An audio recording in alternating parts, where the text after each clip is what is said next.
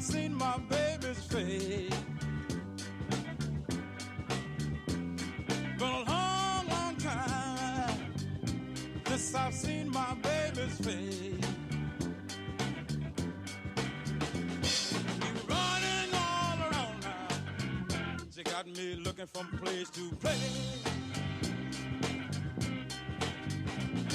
As nice as I were, I can't see how she ever left. As nice as I were, I can't see how she ever left. I was better to that woman now than I were her to myself. Now she didn't work nowhere, and she didn't do a doggone thing. Now she didn't work nowhere, and she didn't do a doggone thing. It's hard to believe that she leave me for another man.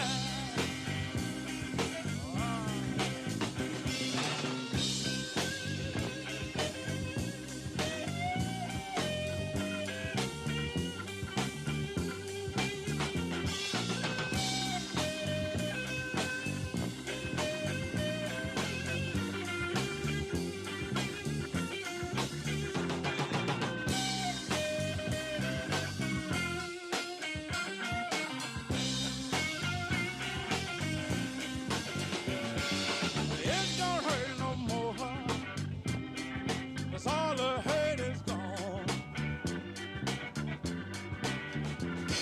Now it don't hurt no more, 'cause all the hurt is gone. I don't wanna see you, woman, now. Don't you call me on the phone. Just go right ahead on, woman. Go ahead and do your thing.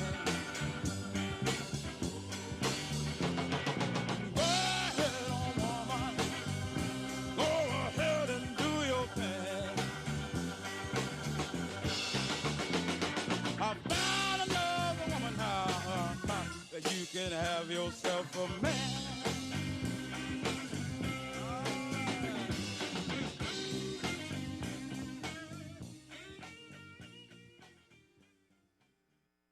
I'm a road runner, honey. Beep, beep.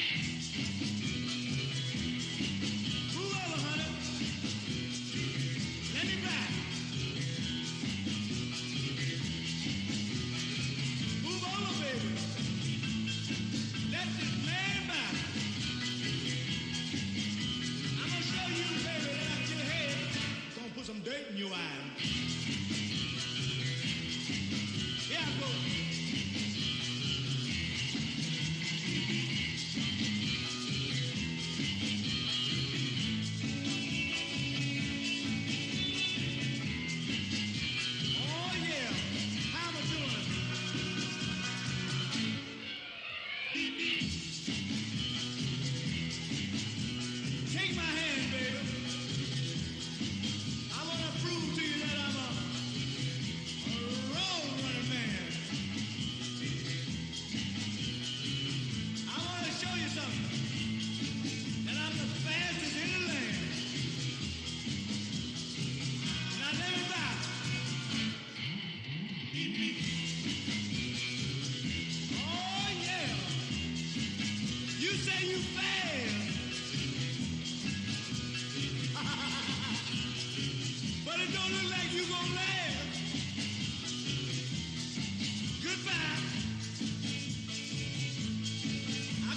put you down.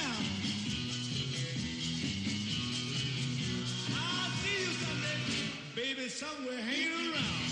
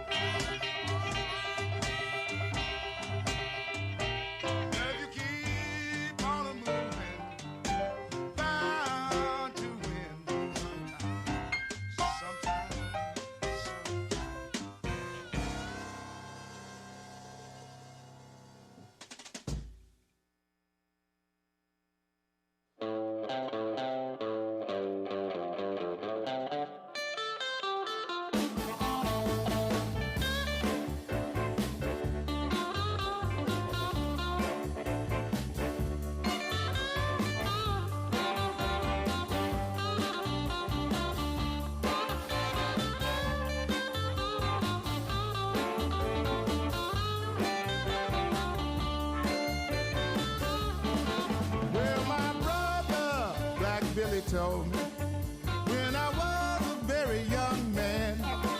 Well, my brother Black Billy told me when I was a very young man. Till you get what you want, take anything you can. You know my woman, she put me out for another man. She left me standing round crying with concrete in my pants. Of the board. My name is Kamaria Pettis-Mackel from the City Attorney's Office. As you could see, that we do not have our chair or our vice chair with us this evening. As a result, the commission will have to elect a chair to preside over the meeting. May I please have a motion to nominate someone to act as chair this evening? I would like to move that Mr. Sutton act as chair this evening. I second the motion. Can I have a vote? Mr. Sutton, will you accept the nomination to act as chair this evening? I will accept that nomination. May I please have a vote regarding the nomination to have Mr. Sutton act as chair this evening? Aye. Aye. Thank you so much. Mr. Chair, if you could proceed with the meeting. Thank you very much. I am missing a cheat sheet, ladies. Yes. Thank you very much.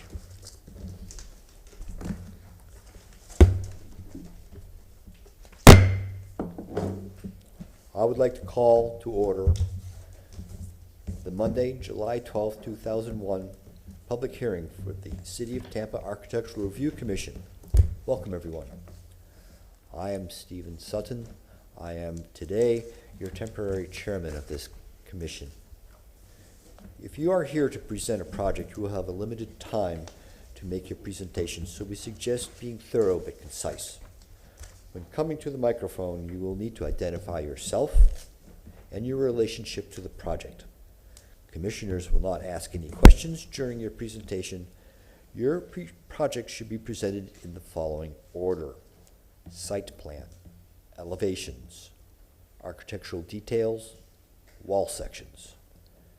Staff presents a staff report. You will then ask for public comment. Following your presentation, the commissioners will be asking questions in the same order as in the presentation. Please state and spell your name clearly if you are here to speak for or against a project. Your time will be limited to 3 minutes, so take time now to summarize your comments because 3 minutes go by very quickly. Following public comment, the applicant will have 5 minutes for rebuttal. The public hearing will then be closed, and only comments which will be allowed after the public hearing is closed will be in response to any questions posed by the commissioners. The commissioners will discuss the case and will make their decision based on the city ordinance, chapter 27 of the city zoning code, the design guidelines, the Secretary of Interior's standards, historic preservation development review comments, and the testimony given here at this public hearing. The ARC can only act on items that are within our specific jurisdictional responsibilities. Owners and agents are independently responsible to obtain any appropriate permits and/or approvals. If you have not already done so, please silence all cell phones. I would like to introduce our other commissioners, beginning on my left, please. Shauna Boyd, interior designer. Ashley DeCubis, an attorney. Dan Myers, architect. And I would like to also introduce our staff for tonight. We have Ron Vila, Elaine Lund, Beverly Juzek, and our staff attorney, Kamala Pettis-Mackel. It says over.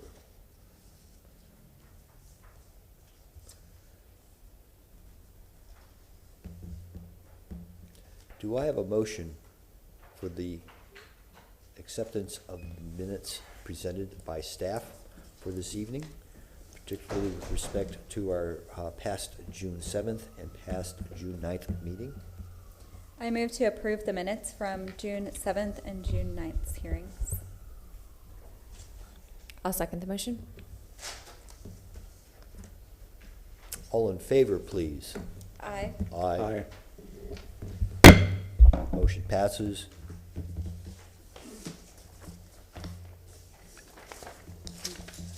Good evening, Commissioners. Elaine Lund, Historic Preservation staff. For the announcements this evening, we'd like to report that you have the staff reviews for the month of June 2021 in your packets.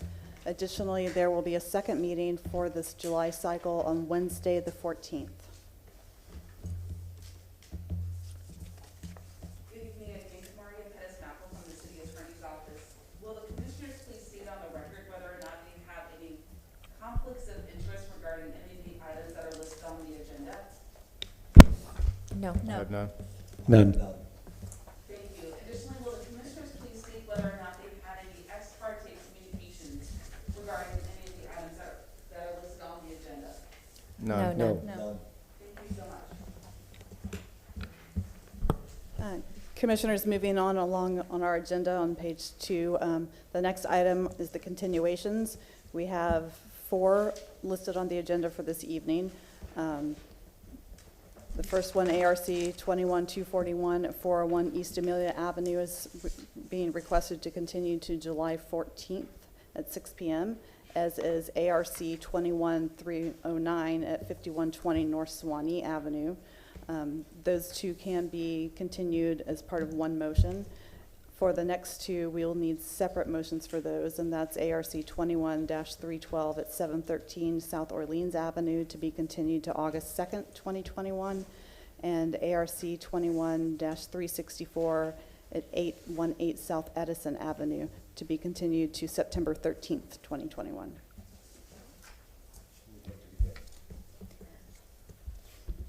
I move to grant a continuance in case ARC 21-241 at 401 East Amelia Avenue and ARC 21-309 located at 5120 North Swanee Avenue to the July 14th public hearings at 6 p.m. I'll second the motion. All in favor? Aye. Aye. Against? None. Motion passes for ARC 21-241 and ARC 21-309 for continuance. I move to grant a continuance in case ARC 21-321 located at 713 South Orleans Avenue to the August 2nd public hearing at 6 p.m. Do I hear a second? I'll second. All in favor, say aye. Aye. Aye. Motion passes for the continuation of ARC 21-312. I move to grant a continuance in case ARC 21-364 located at 818 South Edison Avenue for the September 13th public hearing at 6 p.m. Move to second. All in favor, say aye. Aye. Motion passes for the continuation of ARC 21-364.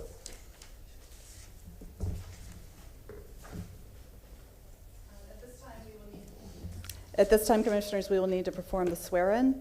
Beverly Jusak will swear in all interested parties and those who wish to speak.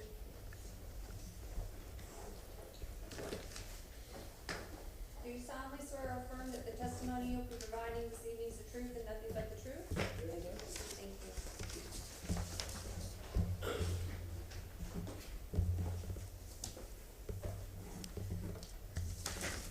The first item on our agenda this evening is case ARC 21-239 at 2809 North Central Avenue in the Tampa Heights Historic District.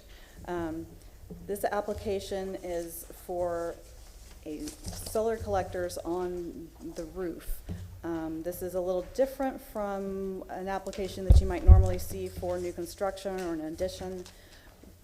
What we're looking at here this evening is just the new material. This has not been approved by the ARC previously, so that's why we have requested the applicants to come to you tonight to present it at the public hearing.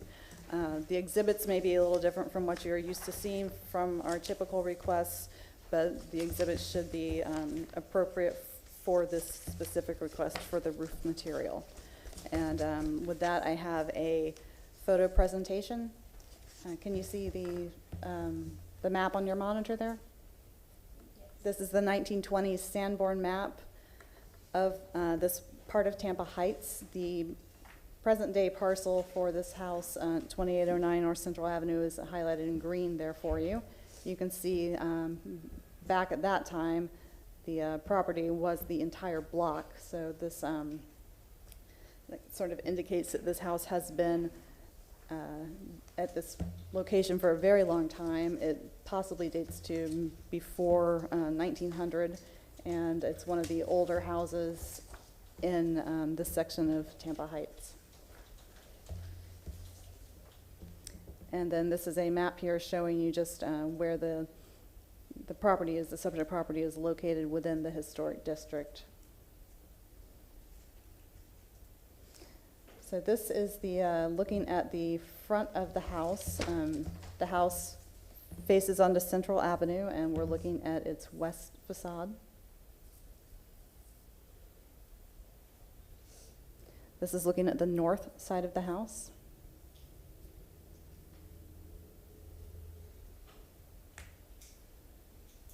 This is looking again at the west and the south sides of the house.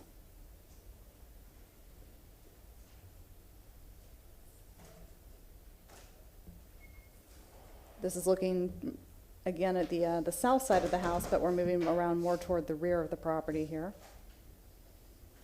So you can see the wraparound porch that's wrapped around from the front onto the south side. And then this is looking toward the rear of the house. You can also see the pool that's being installed at the time of this photo.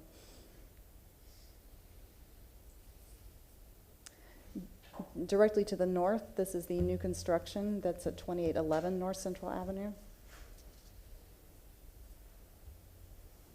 To the south, there is a very large vacant lot. And directly across the street, there's this two-story house at 2810 North Central Avenue. And that concludes the photo presentation. And at this time, I'd like the agents to come forward and present the proposed material for the roof.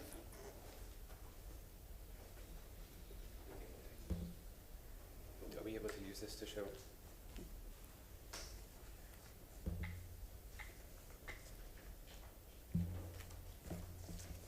Good evening. My name is Matt Harlan with Tesla. I'm a installation supervisor with the solar roof department, and I have Lorraine Mullins, permit coordinator. And Kyle Kelleher, operations manager as well. And so with this house, we're doing the solar roof, not your typical panels, it's actually the solar roof shingles. So with this particular house, oh, perfect. So this is a site plan of it showing the photovoltaic panels in the rectangles here, here, here, and here. Those would actually be the photovoltaic that I'll show you the actual panels. And then the rest of the house is actually a composite glass that matches the same texture. So visually from the ground, you can't, very, very difficult to tell the difference between the photovoltaic and the glass composite that does the spacing around it. Here is an image of a house that has been done as well. As you can see, the tiles are seamless. You do see the seams in between. However, from the ground, there just flows all the way up, including the edges and the ridge cap. Something different that we do, would take the shingles off all the way down to the decking. We replace any decking that needs to be replaced as far as wood rot or anything like that to ensure the life of the roof, and then we actually install on top of that.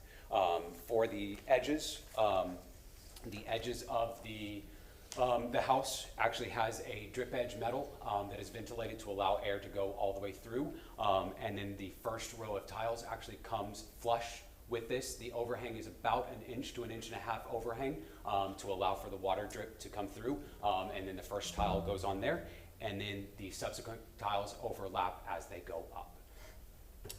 The electrical side of it is the power walls, which is our backup generator systems. Every house does come with one of these. Oops, sorry. And one of the concerns is most of the time they are put on the outside. However, we are able to put them on the interior of a garage to be able to keep the historic intact. The other thing that specifically with this house that we try to do is avoid any conduit on the outside. We try to take everything through the attic system and through the interior so that we don't have conduit on the exterior.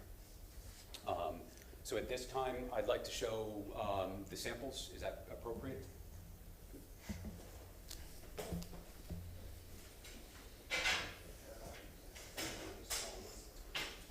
Where would be the best place to bring in? I'm going to set them.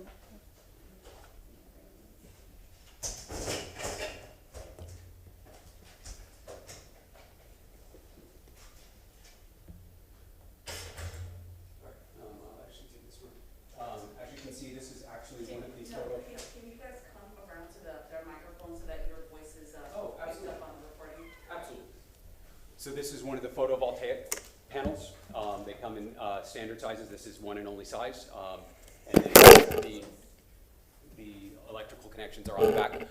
We have circuit interrupters every so often, but they are underneath the panels. They are actually on the roof, but you don't visually see them. And then we run the conduit up and into the attic system underneath. So on the roof, you don't see any connectors, any wiring going through. So that is an example of the photovoltaic. Thank you, sir. Can you hear me okay? And then this is actually one of our composite glass ones. So this actually looks very similar, and once it's on the roof, it's very difficult to tell the difference between the two. The same texture, same consistency.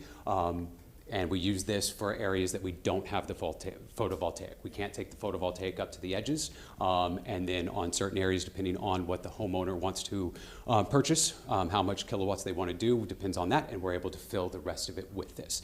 And then the edges are a metal material that has the same texture. So the outsides and the ridges are the same. So it's got the same texture from the bottom all the way up to the top.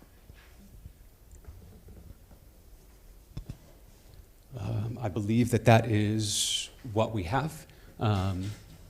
If there are any questions. Thank you very much, sir. At this time, we will open the floor to public comment. No, Mr. Chair, Ms. Elaine Lund, she will do their staff presentation. Yes, please excuse me. Ms. Lund, please, staff presentation. Certainly. Staff found that this application was consistent with the Tampa Heights Design Guidelines with some conditions. We requested that they provide the material palette, which I believe that's sufficient for the material palette. Also requested information about the current and proposed overhang materials, the rafters, soffit, and fascia. Looking at the photo of the house right now, there are some decorative details under the overhangs. It is a boxed-in soffit enclosed with that's vented periodically. I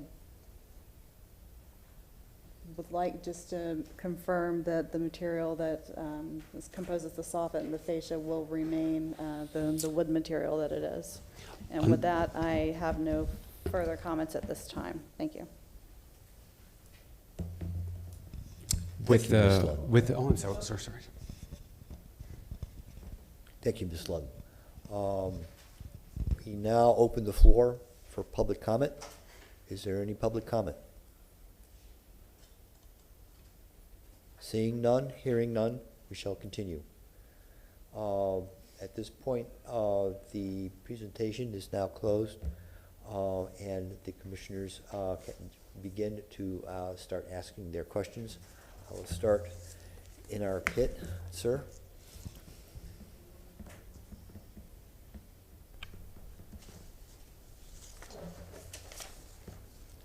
Just to clarify, you're proposing to put this on the entire roof? Yes, sir. Yes, sir. We replace even the portions that don't get the photovoltaic. We still do the same on all of the mounting planes just so it looks seamless across the entire roof. Would they be able to achieve what they're trying to achieve by putting this on the rear, behind the ridge? And this is kind of to hide it from the street view? Or would they not get enough? So no, the typically it's the entire roof on both sides. So even for the side that does not get the photovoltaic, so right here, it's actually even on these parts right here and here that don't get the photovoltaic, we are still going to replace them with the glass tiles so that it doesn't look like it's two different materials on the house. But could they get their power outage or your usage out of the panels if we were to reconfigure how you were doing that? I understand what you're saying, but Yeah, no, they would not meet the same kilowatt production if we did not install on the front side of the house.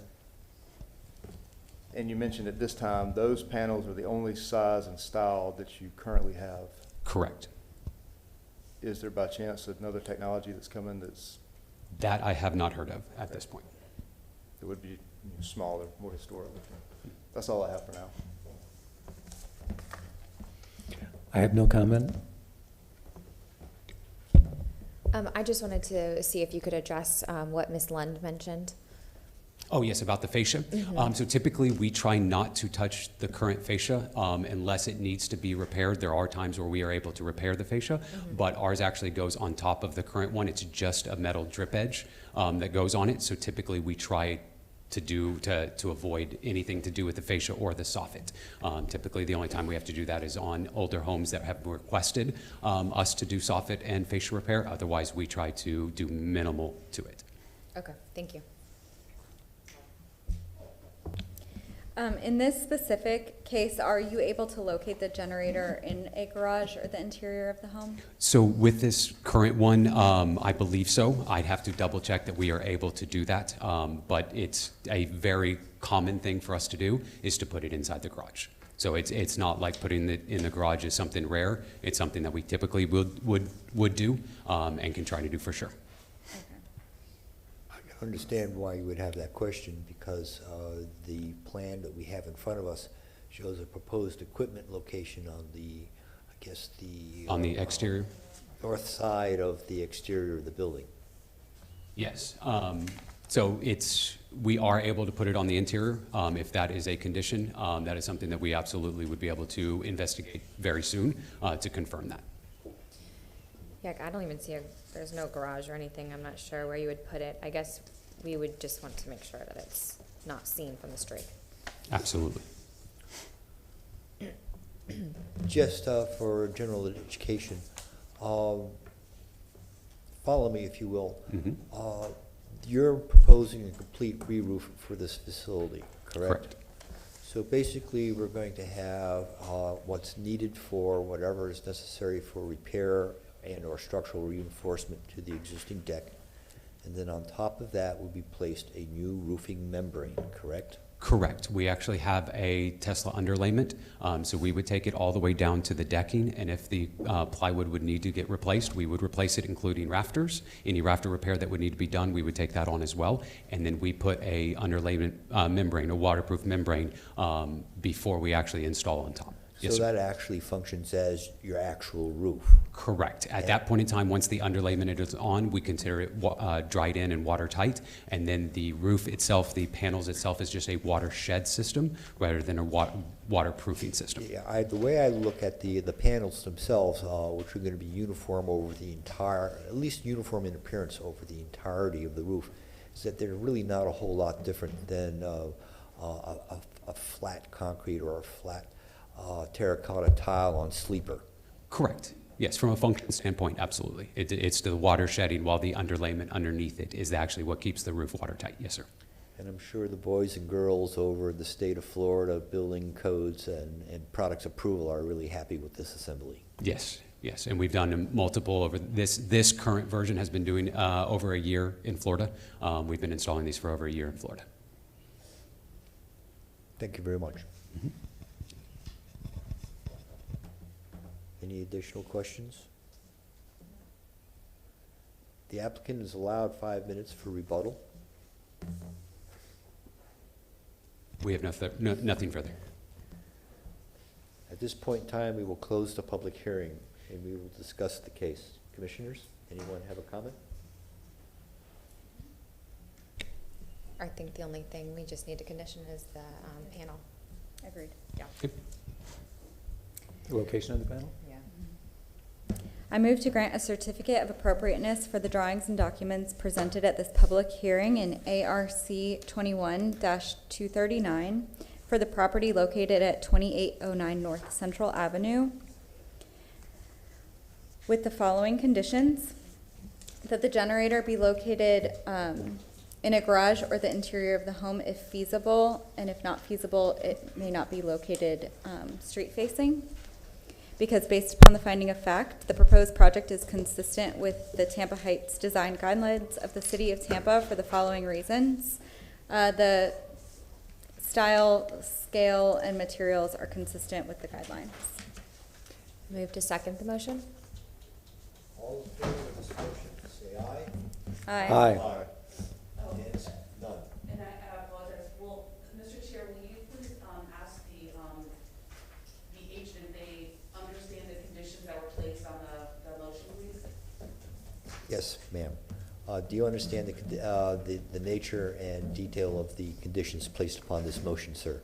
Yes, sir, we do. And you accept those? Yes, sir, we do. Thank you very much. Can I have a vote? I didn't hear what the vote was on the motion. Can you have another vote? We shall vote again. All in favor for this motion with condition? Aye. Motion Thank you. carries.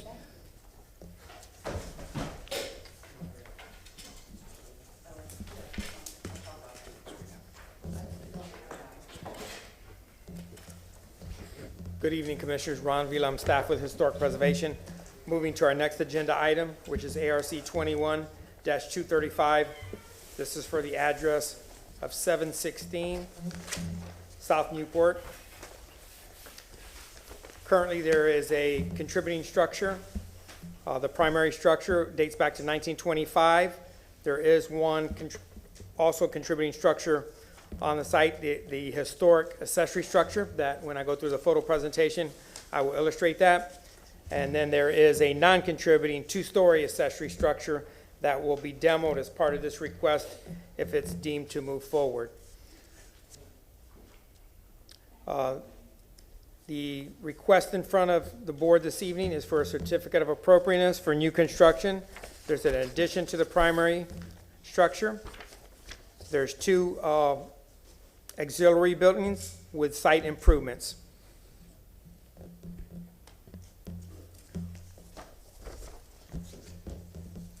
Kamaria Pettis-Malco from the City Attorney's Office.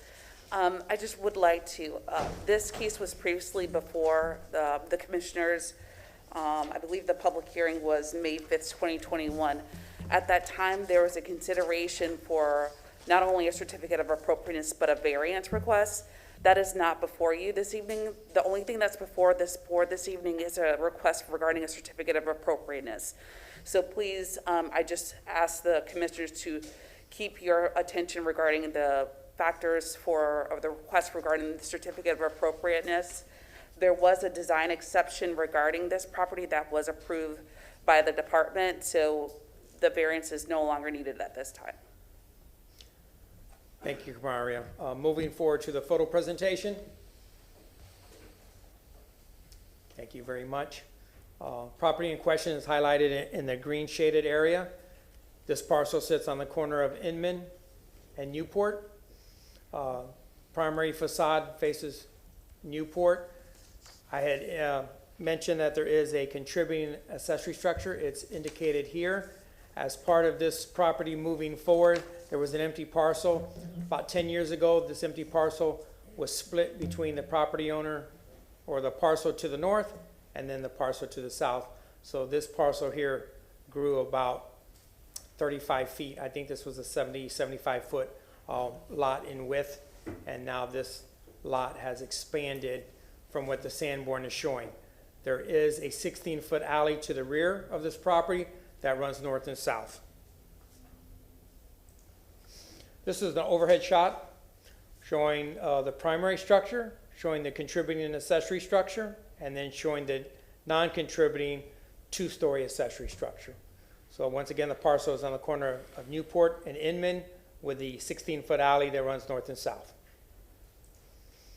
This is a historic photo. We always like to provide our board and the public with any illustrations that we have. We did find this one. This is looking at the structure in 2021.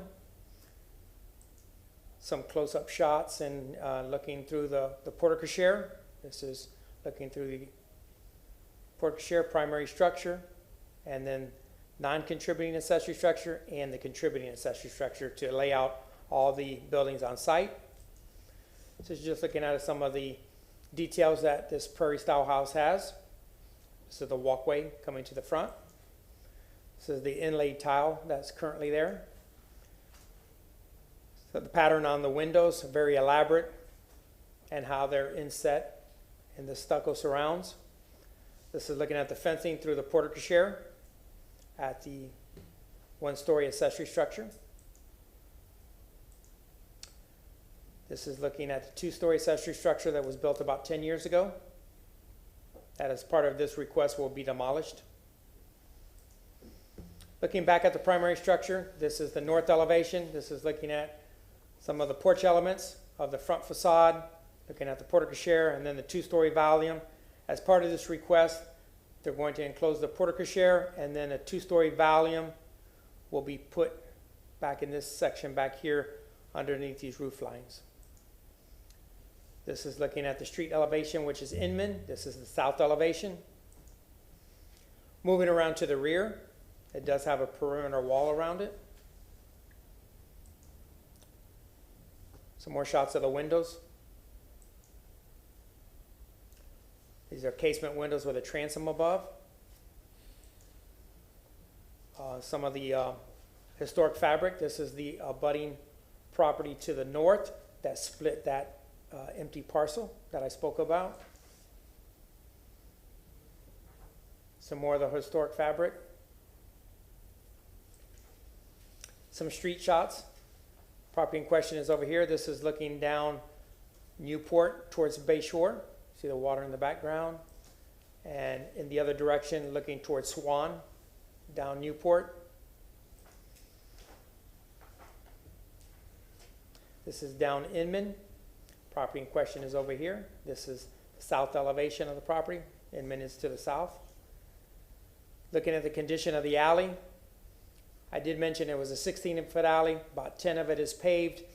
But when we look at the alley's dimensions, usually the telephone pole kind of dictates the width of that, and the alley goes from pole to pole in this current situation, that 16-foot with a brick apron. This is the contributing accessory structure. That is along the alley. This is looking from the alley back at the two-story portion of the accessory structure. And once again, just the condition of the alley.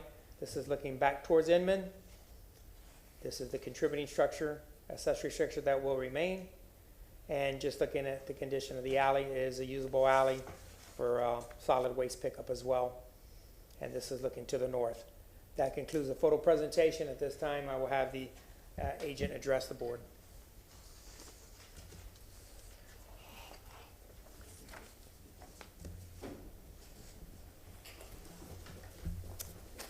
Hello, Commissioners. We are very excited to present the Lehman House. It is arguably one of the most significant houses in our city. Let me see, make sure I can get this right. Ron, I have 11 by 17. Does this thing adjust to that?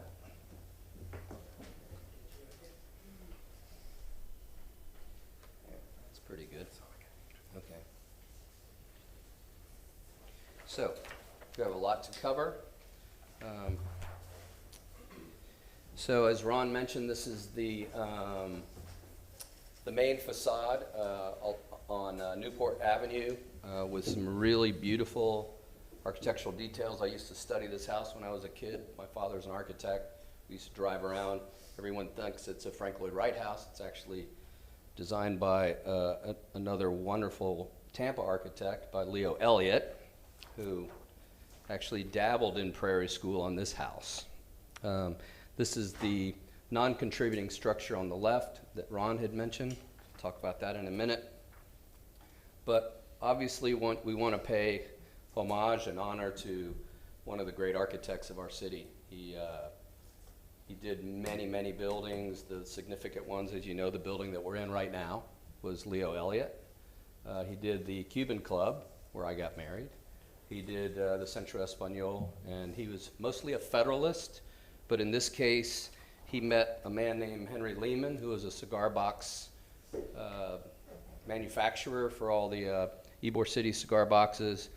He had made some trips abroad and was a pretty educated man, and he said he wanted to do a Prairie School home, of which had its own characteristics. I also must say that we've just completed a $150 million museum in St. Pete, which is the Arts and Crafts Museum, and it has an extensive collection of Prairie School architectural details. This is a school that Wright developed. As you can see, some of the influences that Elliott was looking at. This is the Roby House. I do want to stress that the Prairie School architecture was very horizontal in nature.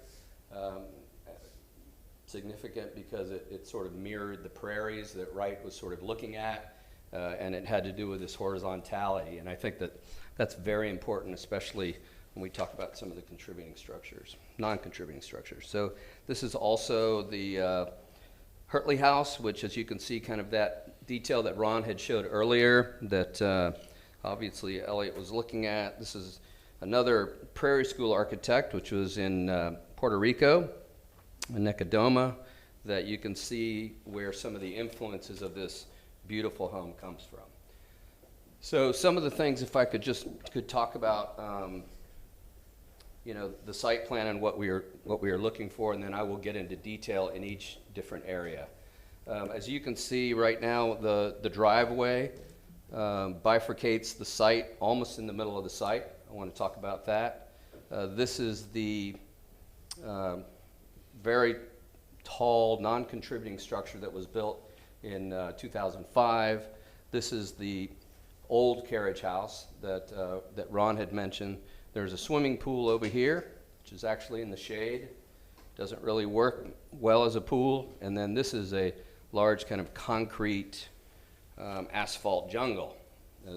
And so certainly the scheme of the house sort of lent itself to that with the location of sort of this structure that was built in 2005.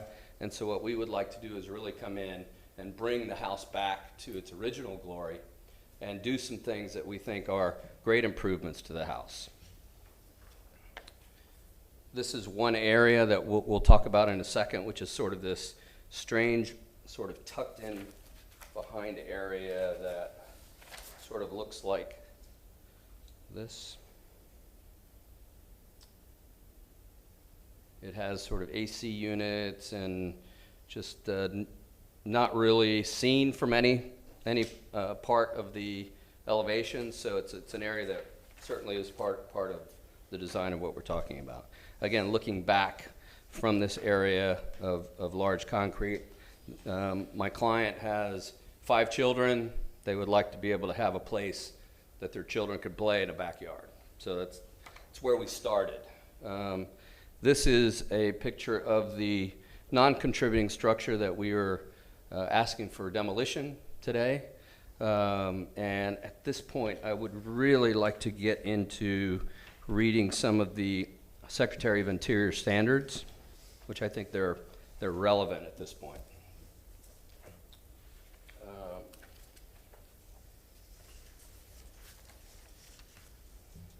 So initially, when we thought we were going to do the house, obviously some of the moves that we were making were because we had just finished this big museum and Prairie School architecture and all that. We thought, well, if we're going to do some additions, let's go ahead and, sort of take that route. In talking to staff and really delving into the Secretary of Interior standards, some of the things that I would just like to point out to the commissioners is, and this is sort of direct from the standards, this expert states that new additions should be designed and constructed so that the character-defining features of the historical building are not radically changed, obscured, damaged, or destroyed in the process of rehabilitation. So I just want the commissioners to know that we have painstakingly, and we have details to show this, every intervention that we are doing that actually touches the house can actually be removed, and the house can be brought back to its exact architectural, current state. The other thing, the new addition should always be clearly differentiated so that the addition does not appear to be part of the historic resource. And I believe in this case, and I've seen other houses in Hyde Park Village, and I understand about contextualism.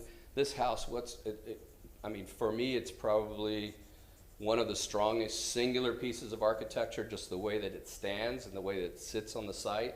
And I believe that anything that has to be done, and you'll see the additional structure that we're doing in the Orchid House, that definitely is a different philosophy, and I think and I know it's consistent with that clause. So I took the time to sort of look at these things. This is directly from the manual, and if you could just bear with me so I could read some of these things. One of them says, and this is recommended and non-recommended by the Secretary of Interior standards. So number one would be placing functions and services required for the new use in non-character defining interior spaces rather than constructing an addition. And that is that one area that I was talking about that is sort of insert in this very strange little almost alley-like place. It's very dark, trash gets there, it's just not a very habitable space.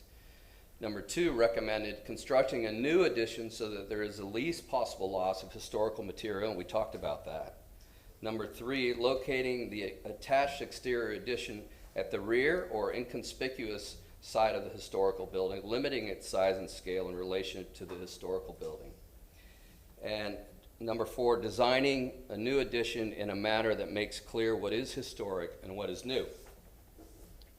What is not recommended by the Secretary of Interior standards is designing a new addition so that its size and scale in relation to the historic building are out of proportion, thus diminishing the historical character.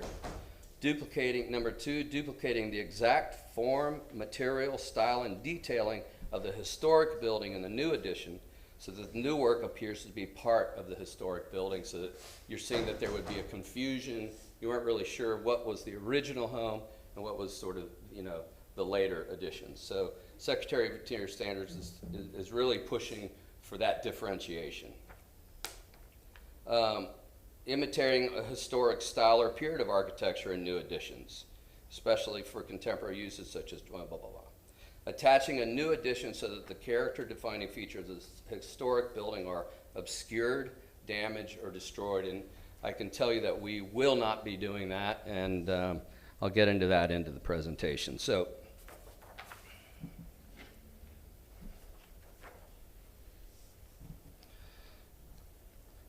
we have a lot to cover, so I know the existing conditions are here, and this is basically, I do want to show you, I think that our historian, Commissioner Sutton, would find this kind of interesting, where we started.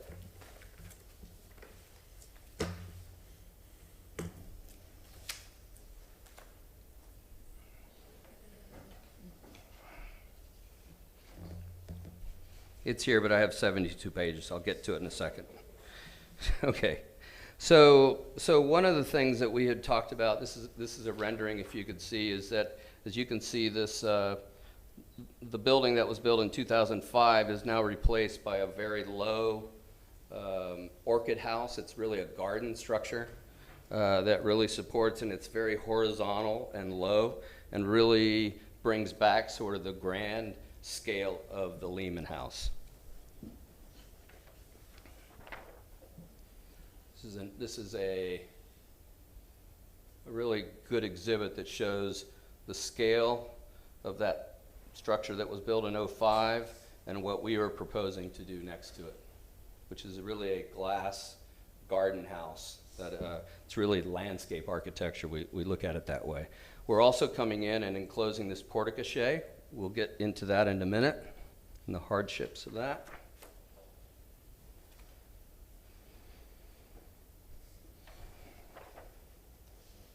There is a wall that we're actually pushing out on this side, and it is consistent with all of the walls on Inman, all of the sort of these side yards. People, as you can see, this one on the right, which is adjacent to them, and this was on the left. Staff really drilled down on that just to make sure that we expose that curbing, that we push it back, and then when it touches the house, there's a joint. So clearly you know that it was added.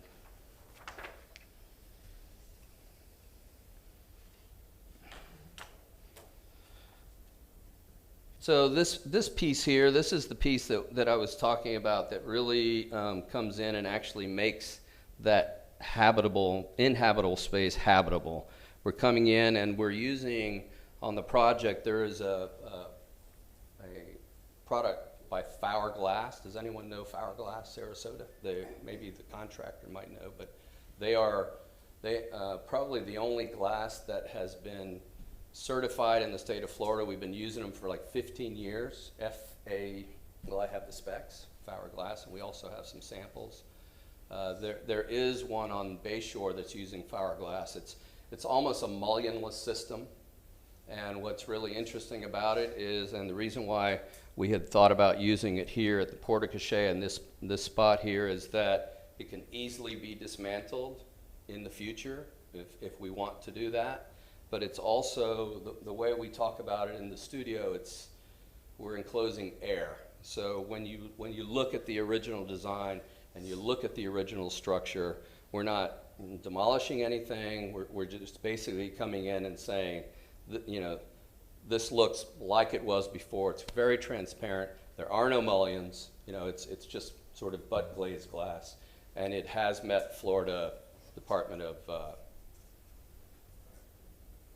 Product Approval. Yes. And so this is just more of a close-up of that. As you can see, there's actually no mullions here. These are just butt glazed, no mullions here, butt glazed. We're actually taking great pains to come around this existing sort of soffit here and these existing soffits. So, I can clearly say that we are really not destroying or dismantling anything of the original home. At great pains, I think, and cost to the owner. So this is the porte-cochere. There's a couple things I want to say about it. One is the typical porte-cocheres in most of the homes, if not all, in Hyde Park, actually come along the edge of the site. This one bifurcates right in the middle of the site, and which is part of the problems when this building was created. So this actually just becomes an auto court, like you would see in an office building. So the idea here is that we're going to reposition. So this also is the porte-cochere. It's not usable. It's too narrow. And I'll show you some photos of vehicles. It's 8 feet 1 inch. These stairs have been quite dangerous. There's been some slips. You actually cannot open the door of a car, as you can see here. So it's not really a usable porte-cochere. It's also really not in a location that it can be used. But again, paying homage and respect to the house, we really thought what we would do is come in and just barely touched this thing, barely enclosed it with this mullionless glass. And the other thing that we could do, and Ron, I don't know if you mentioned this, we were going to do a little reflecting pond. I think one of the things that we really want to do is show exactly where the driveway was, and actually, keep the curbing. There's a beautiful plaque here that says 1904 when the house was the contractor's name on it and whatnot. But I know one of the objections staff had was this little reflecting pool here, and we're okay, wherever Ron is, with removing that. This is the garden structure that is now replacing the large, I guess, two-story garage structure. The eave is much lower than the existing eave of the house. It really represents, the client has a strong green thumb.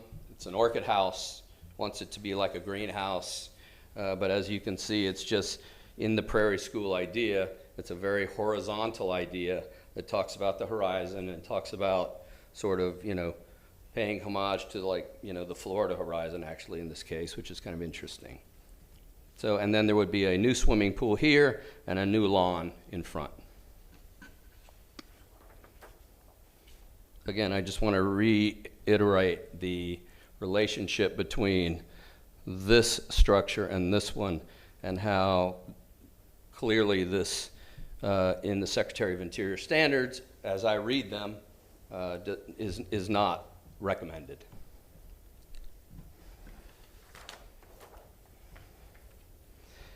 Okay, existing versus proposed. Again, you can see, don't want to be too redundant here. You can also see this Faur glass, F-A-O-U-R, if anybody wants to look that up. Slim pack. As you can see in the renderings, clearly you can see the porte-cochere. It's expressed. It's just in this individual instance, this porte-cochere is not usable to the family. Just doesn't work. And again, this is the small lap pool that has been relocated from the shade into the sun. Didn't really work back there. We're now, and again, I do want to commend my clients.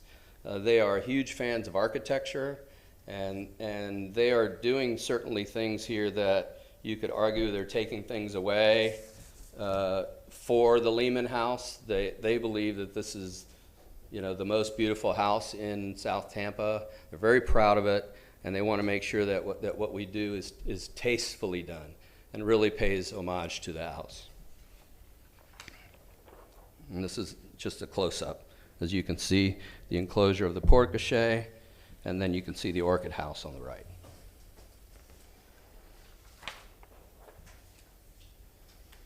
We also have design details and some specifications. We have brought some materials. Frankly, there's not really many materials in this new palette. We're mimicking the same structure, the same stucco as the house itself, same colors as the house. On the orchid house, there is a aluminum fascia that is at the top, that is this cream-colored fascia.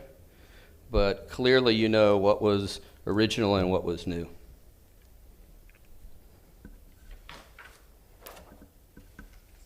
We can get into some wall sections and details here. There is a small area here that I'm going to say that this is a desire, but not a necessary desire. As you can see, there seems to be kind of some problematic things here that we thought we would correct. There's a little door here and a door here, and I'm not sure if things were done here after the fact, but the idea is that we would try to clean that up.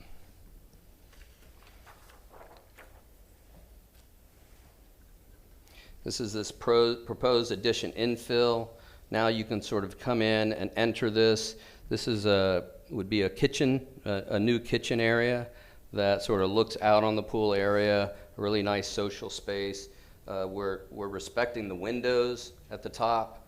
This skylight here is actually where the soffit breaks, so we are respecting that as well. And this is the area that I was telling you that piece would infill. And so in the Secretary of Interior standard, it talks about these sort of areas that are not seen. This is not seen by the street, and it's really sort of a problematic space that we're trying to correct.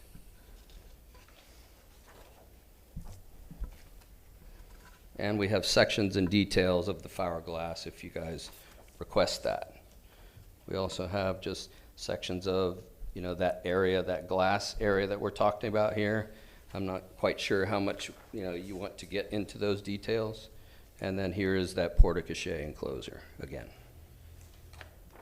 And details. I'm in kind of the appendix now, so you can see. And the fiberglass mullion on the edge condition, you will only see about a 1/2 of an inch of aluminum just on the edge to sort of anchor it in. But again, that can be easily removed if so desired to.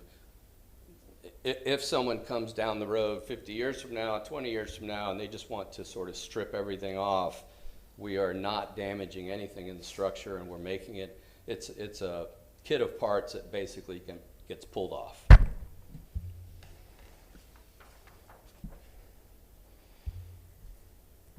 Again, we strongly feel that the glass system is what really makes this thing work. Orchid house with details. Again, here I'm in the appendix.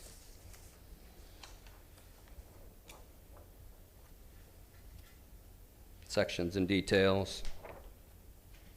Wall sections and details. Main entry. And I think we can probably leave that there. And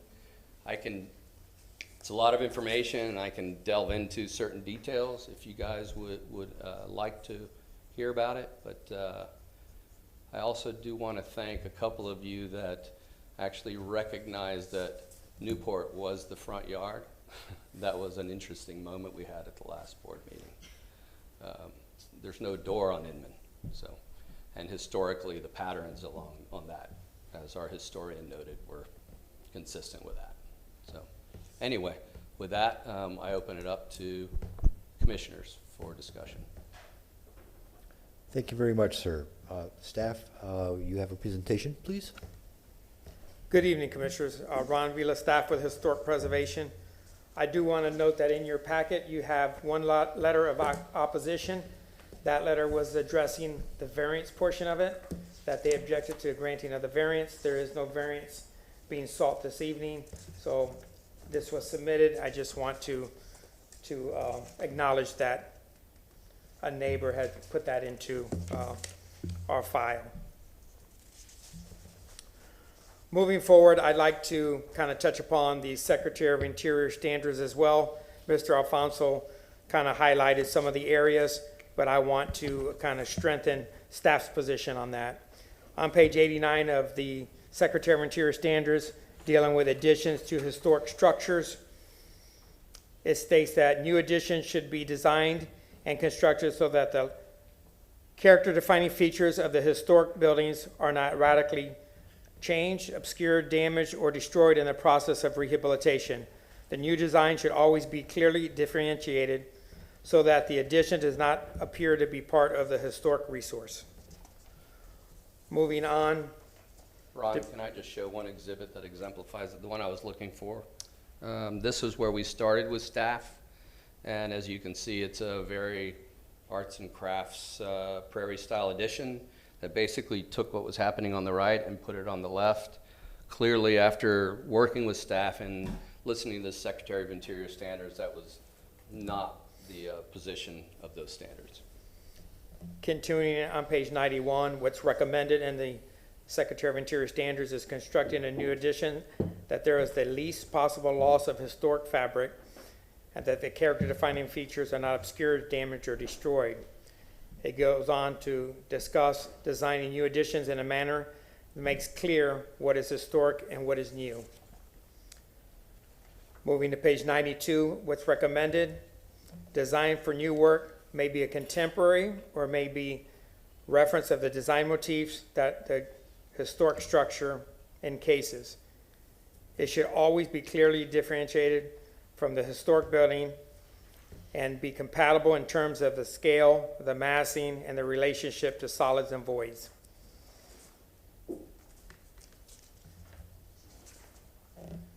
So after reading from the Secretary of Interior standards, staff's findings that this application is consistent with the Hyde Park design guidelines and the Secretary of Interior standards. I'd go on to say that this evolved. We worked together. The first couple of iterations had the porte-cochere with a base on it that really didn't embrace a porte-cochere from the ceiling to the driveway. This last iteration is something that we did say was consistent, and the whole project has come around. We had some conditions attached to the staff report. As Mr. Alfonso mentioned, there was a reflecting pool that was in the front yard at the termination of the drive aisle, and that's something that we felt was inappropriate to place in somewhere in public view. If you're going to put some reflecting pools or a pool in general, it should meet City of Tampa code.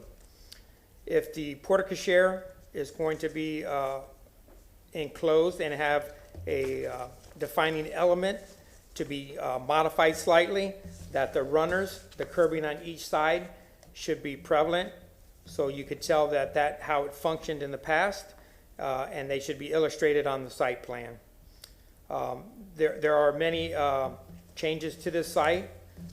If he has examples of the hardscape, examples and samples of the hardscape should be entered into the record.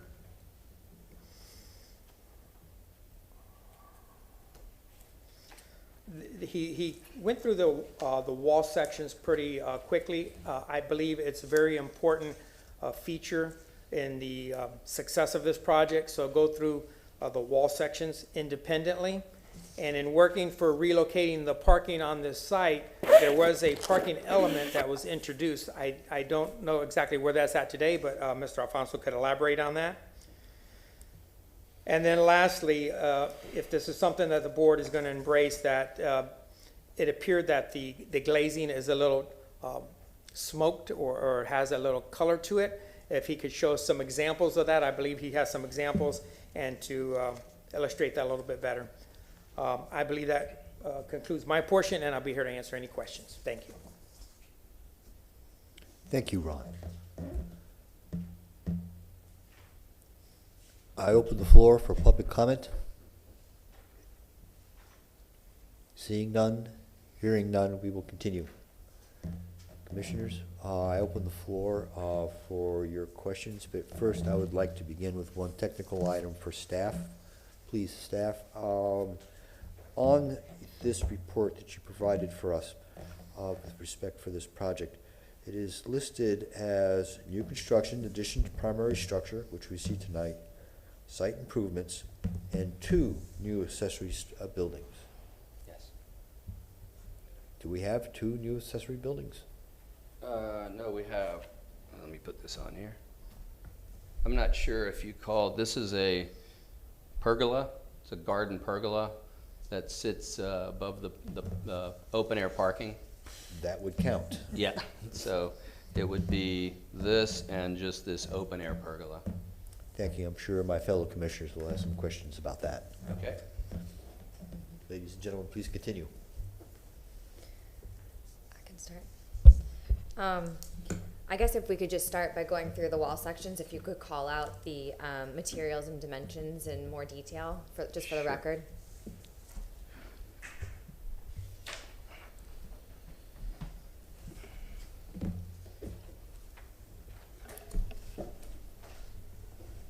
If I could address the hardscape real quick. Sure. That was my next one. So we're using travertine, which is an ancient material. We thought it was sort of relevant to that. So this is travertine. This is the lawn. We are coming in with a really nice grove of trees here, probably a colored grove that either would be crepe myrtles which are along the front of the house, or some other flowering trees here. They would be standards as opposed to multi-trunks. So to create sort of these arcades. Everything else, we're leaving pretty clear around, you know, the facades of the Lehman House. So as far as hardscape goes, Ron, does that answer your question? Is there any clarification that you want to see here? So around the pool, the decking around the pool, if that's all that same Travertine. material? Yes, sir. And then is there a solid pour where the parking is going to be relocated? No, that's going to be probably turf block. And it will be turf block, which is green. They want it to be green. I've also done, I did a house on the bay that actually you put the turf block underneath the grass, so you actually don't even see the hardscape. So I don't believe there's any trees that are going to be problematic if you put that material there. Right. And then elaborate, when you continue with your presentation, on the extension of the wall, the material of the wall, the capping. Yeah. If there's Yes, any yes, pilasters sir. engaged. So this wall that comes around is the same wall that you would see around the project. And then this wall that comes around is, again, mimics the exact same, but as you can see, we're holding it off from the house here. So I can show wall sections of that, if you guys would like to see that.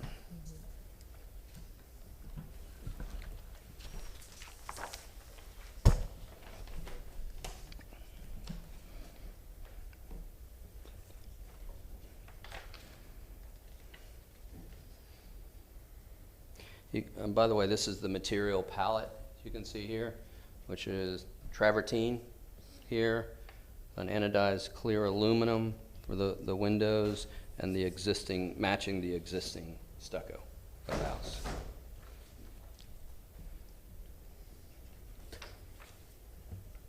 And that is all new wall you're discussing? Yes. Again, go back to where there is new wall, that would be that. And would you like me to show you on the site plan, Commissioner Sutton, where that happens? Please, thank you very much. Okay.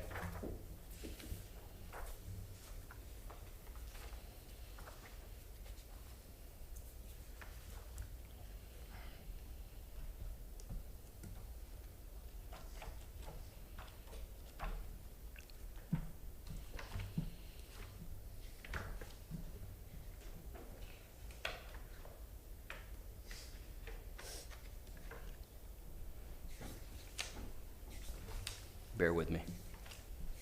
You see it, Kim? Here we go. Well, that's the demo plan. And then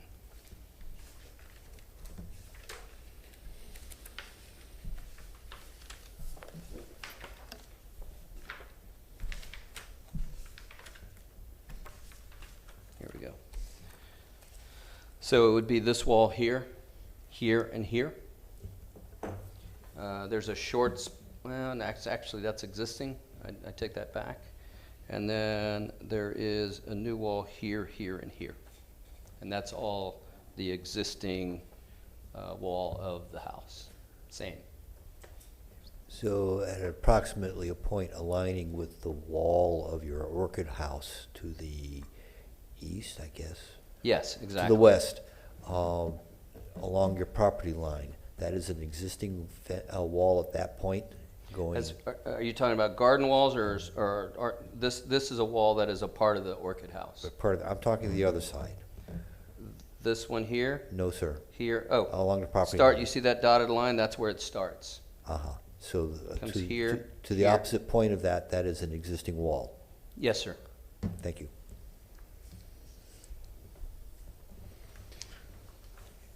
May I ask, is that current site plan, the one that you were just showing us, that's the latest site plan? Yes, right? it is. So there's no reflecting pool or pool along the north? No, we have just removed that. It sounds like a fine idea. Strong-armed by staff to remove that.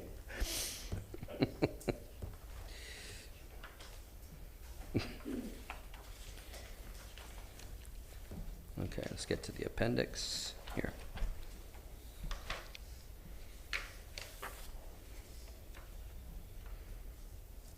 Would you like me to walk through the elevations, but also, or just the wall sections?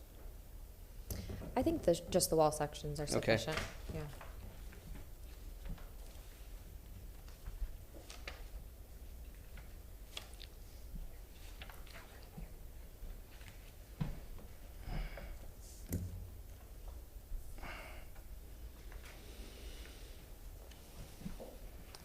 So here's the porte-cochere. As you can see, there is a mullion at the top, mullion at the bottom. Thought by staff was to, this little pop-up here is an existing condition, and we wanted to honor that and not make that go all the way to the ground. So again, it's really quite simple. It just comes up and has sort of minimal. Could you just zoom it out just a little bit? We can't see the bottom. Oh. There, yeah, thank there you. you go. That piece here. Thank you.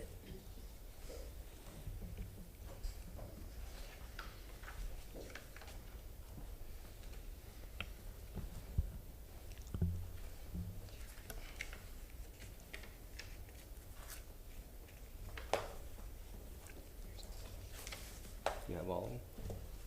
Thank you, Ken. Okay. So this condition,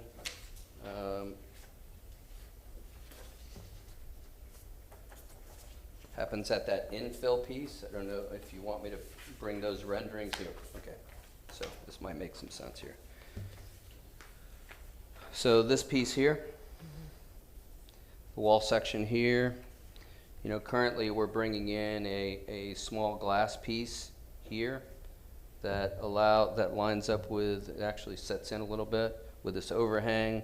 So from the new parking structure in the back here, the pergola, they can walk up and go to this sort of new entry door or to the original front door. And this is that section here.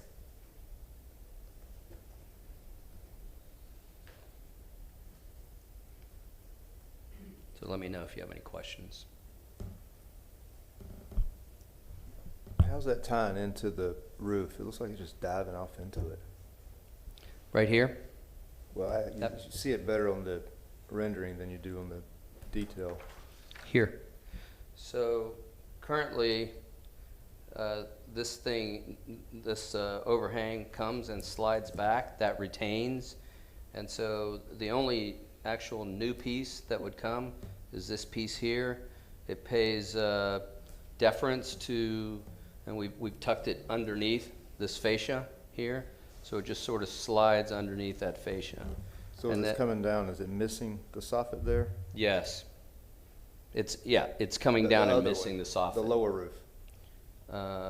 This piece here? Correct. Yeah, we are keeping that soffit, as you can see, it's transparent. It goes all the way in to the house. So it has not been dismantled or, again, tried really hard to not take anything away.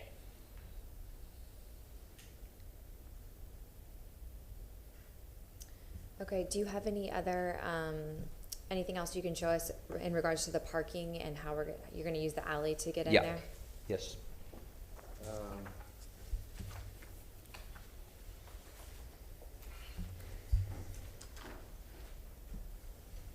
Site plan.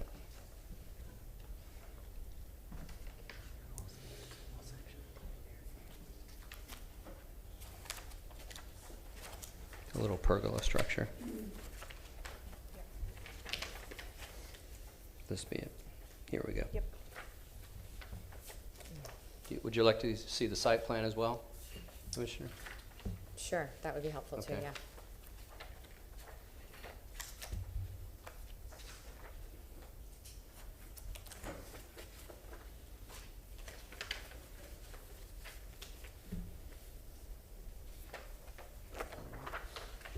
Okay. So we met with transportation. We actually meet the 24-foot backout space here. And we also meet the 5-foot setback from the main structure. It's really, I mean, we look at it as a garden structure, like almost like a carport that tries not to draw any attention to itself, actually. So it's something that, you know, one of the thoughts would be, again, do we want to, because the soffit pieces, as you can see in the house, are canted. You know, this is the old, this piece here. So there was a debate in the studio whether that pergola structure, we have one here, right, that little drawing? Yeah, here. And I would love to get input from you guys on this. This is one that we really knocked around a lot in the studio, which is, you know, does that become garden architecture? We actually decided to make it more like the orchid house than the main house. I like that. So it was very clear that it wasn't there before. I think it's more consistent with the Secretary of Interior standards to be more like the Orchid House. Right. With the new addition. We painfully got there, yeah. For this parking pad that you have, are you intending to have some manner of security gate of some sort along Yes, the sir. alley face? There will be a gate that we will be working with the city in regards to how that gate functions and whatnot. When we did our roundtable with city staff, one of the comments was, let's make sure that you get in here when you submit for a building permit, and that we walk through how the gate operates and it meets all the codes of alleys and right-of-ways. There is one, if you go down this alley, there is one all the way at the end that's identical to the one that we're using. So we thought, and we told city to take a look at that. But you have no details on that at this time? I do not, but I can certainly either set that in motion and I could get with staff, but certainly that gate, in my thinking, wants to really follow a lot of the same lines as the wall, so that when you look down the alley, there's not this sort of big interruption. So my thinking is it could be solid. I don't really have a gate detailed today, Commissioner, so it could be something that, only because it showed up at the city level, permitting level, and so, you know, I didn't think that we would design it today, but certainly we can talk about it, and I would love to hear your thoughts on it. Well, part of my thought immediately is that you will be needing to have some manner of site security, if you will, because of your pool function. Yes, sir. Okay, which has to be entirely, you know, protected in one form or another. And since you apparently are not showing a security structure immediately in or on around the pool, being an open yard, then that has to happen around your perimeter. Right. The thought was, currently in the design of the house, the pool has an enclosure here and here. And so one of the ideas would be that, you know, that would sort of secure the new location of the pool if we did it where it's existing now, here and here. But with the gate at the parking line, that would equally as suffice. That would suffice, yes. Okay, my last question was about the color of the glass, which I think Ron mentioned it too. Do you have samples of that? Yes. So it's not smoky, those are just the renderings, Ron. But this is as clear a glass that you can get in the state of Florida that meet energy code. Okay, thank So you. it's pretty consistent with all the glass that's in Hyde Park Village. Thank you. Okay. Do you have any question?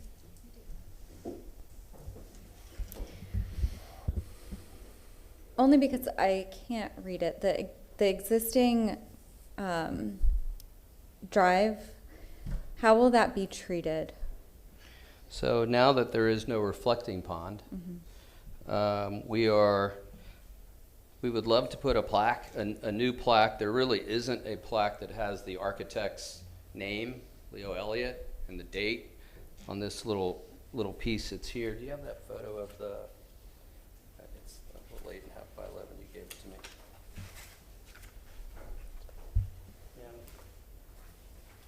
Right. This might be in the weeds a little bit, but this is, I'm sure our contractor would like to see. This is 1914 J.L. Ramalot contractor, so we really wanted to pay honor and homage to that. But so what would happen is there would be a curb here, and then we would try to instill, something that pays.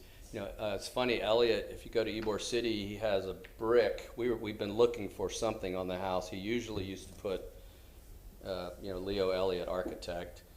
The Cream building on 7th Avenue has it. It's quite interesting. And so we thought it would be really great to do that there. But that having been said, this is something that staff pushed really hard on for us, and we actually thought it was a pretty good idea. So these are the existing curbs here and here. And so probably the landscaping, I think, in between would either be an annual bed, or it would be something that would be Confederate jasmine, or something that would differentiate itself from the rest of the landscape. So you'll maintain the curb and maintain like the end of the driveway, add the plaque, and then Yes. add landscaping. We do have a small issue with, but I think we can get through it. The transportation, love to see that go away. I would love to hear what the commissioners have to say. I'm talking about the one that's in the right-of-way, because they're afraid that people are going to think that you turn there. Are you talking about the apron there? Yeah. Okay. So maybe there might be a way to do that, again, with landscaping that keeps sort of the edges of the apron and still lets you know that that's where it was. Mario Pettis-Mackle from the City Attorney's Office. Mr. Wheeler, can you just verify whether or not right-of-way or in transportation advised for that ribbon or that apron to be removed as part of compliance with the code? As Mr. Alfonso alluded to, we have many roundtable meetings prior to coming here to get input from the different departments. When there is a dry valve that is no longer in service, transportation's direction is that the apron is removed, and then that parkway is returned to match both sides. So the curbing would be brought up at the street level, and then the green space where the apron is currently would be infilled to match the two sides. Now, I would say, is that enough, Kamara? That was, okay. I just didn't want to interrupt you. I wasn't listening. Okay. I can say that concrete is not old there.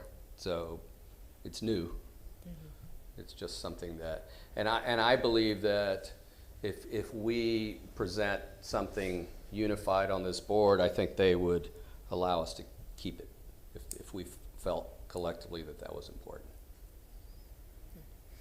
And then can you just confirm that so plan east and south, the main structures are to remain unchanged? No finish changes, no window Yes, ma'am. relocations? We're embellishing some of the windows just because of time. We're renovating some of the windows. If you look at over time on the internet, we're trying to find out what color period. The house has changed colors 4 or 5 times. We're trying to see if we could find how far back we could go to get the right color. There was even one moment where the mullions were black and there was black fascias, which was interesting, but I think it would not go with the roof is orange, so it looked a little like Halloween, so that was a problem with the owner, I believe. So, the roof is very interesting because it's, he did a lot of travels to Asia and whatnot. So this is not really prairie style. Although Wright did some, the ridge line is quite Asian on the roof details on the main house. Interesting.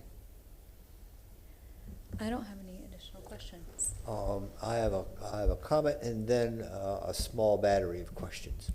Respecting your apron situation, Yes, sir. perhaps approaching this with the city on the basis of how you're handling the driveway in terms of maintaining or installing curb as necessary, and then a landscape element within that border would be the way to handle that apron with them.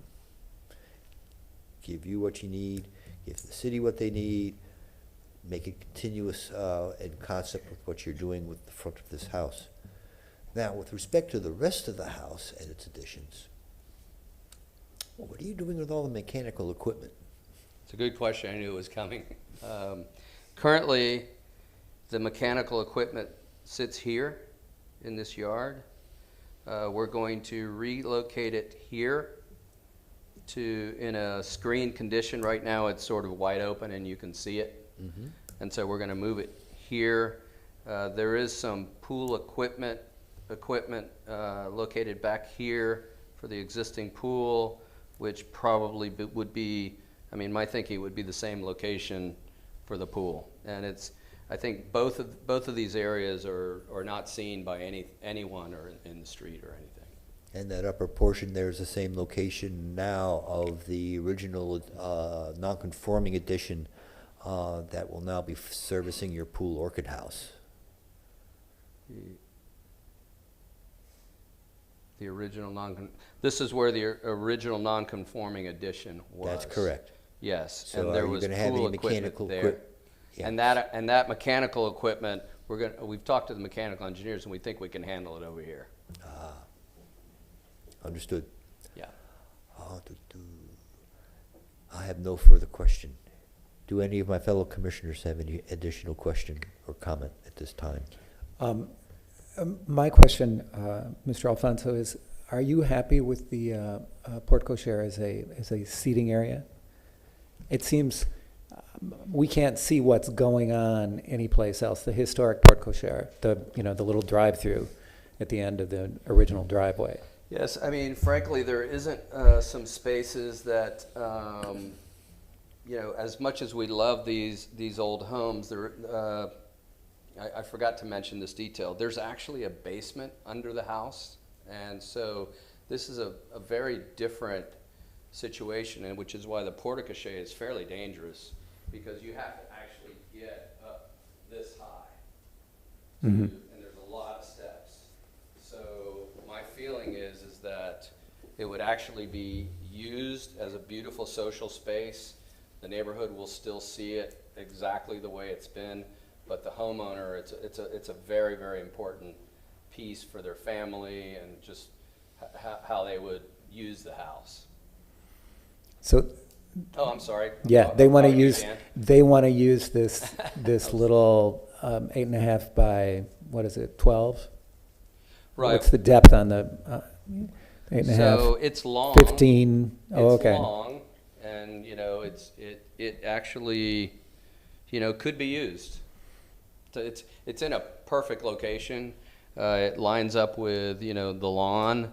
We had actually considered, not sure why Elliot cranked the door. We wanted to also come back possibly at some point and talk to you guys about the facade of the existing structure, which has been modified, the existing little carriage house, because the door is sort of off center, and it's now even fake. It's an apartment house.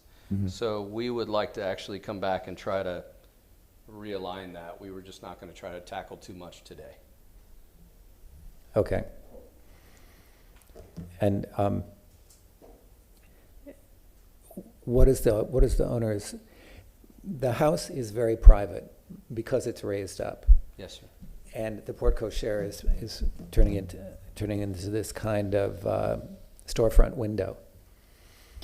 And when you look at it, the renderings show a very nice lamp, some seating there, and it's really exposed. So anybody walking by is going to see whatever is going on there. Only time on the whole house where this happens, because most of it is up, say, 4 or 5 feet above grade.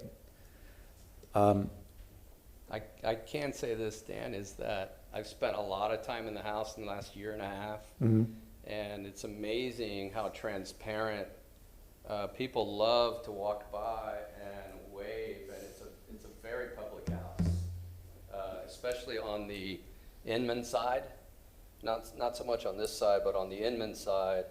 And they're very public, very neighborly. They actually really love that about the house. Okay, so they're good with it, then. Yeah, they're good. They really like it.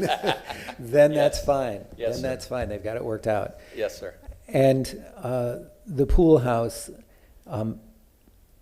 it seems like I guess it's the west elevation of the pool house seems to flip back and forth. Sometimes there's a little more glazing on it, shown in some of the elevations. Yes. But then the renderings show it being solid. And Yeah, let me run that by you. The reason why the rendering looks solid is because you're seeing the wall behind. Let me Oh. show you. Let me show you the rendering. It is a little bit confusing. The big rendering of the Orchid House. Here we go. Okay. So let's see if that. Yeah, but that's get the a look south at that. elevation. I was talking about the west elevation, right? The one that So, faces, the oh, one that the faces west Newport. elevation. Yeah, the one that faces We have Newport. a west elevation view. Yeah, is that east, west? Yeah. So this is all glass. Uh-huh, but the rendering doesn't show it as all glass. It's because you're, Ah, here's what's happening. It's a perspective problem. You're seeing this wall, the garden wall here, in perspective. But in truth, it's glazed behind that all the way. So this and you can see it in plan. I'll show it to you here. So that's the wall that you're seeing. Oh, okay. That's the wall you're seeing. All right, I This is understand the now. glazing. It's just that angle here. Now, this might be a little better. Okay, so on the west end of the Orchid House, then there is a really little private garden with this Yes, it's a little private garden. The idea was that little copse of standard crepe myrtle or whatever. yoga, yeah. Okay. It's the idea that this garden would make its way into that part of the house. Mhm. And the Orchid House has a low slope roof. It has, again, that's not clear between the. Yeah, it's a 1/8 inch per foot flat roof. Because there's a little more, there's a little more shown on one of the renderings. Here, let's see. But it's good to know that it's going to be flat. Yes, Okay. flat. Okay. Yeah, it's going to drain, but yeah, Yes. flat as flat as we can make it. Interior drains. Okay, flat. great. Yeah. And then you have it's called out as a steel C channel that is making that Here. fascia there. Yeah. Yeah, so the idea, if it's a steel seat channel, depending on how you can get steel these days, we all know what's happening to steel, is that we had talked about coming in and possibly cleaning that up to make it read really clean, so that it's not rough.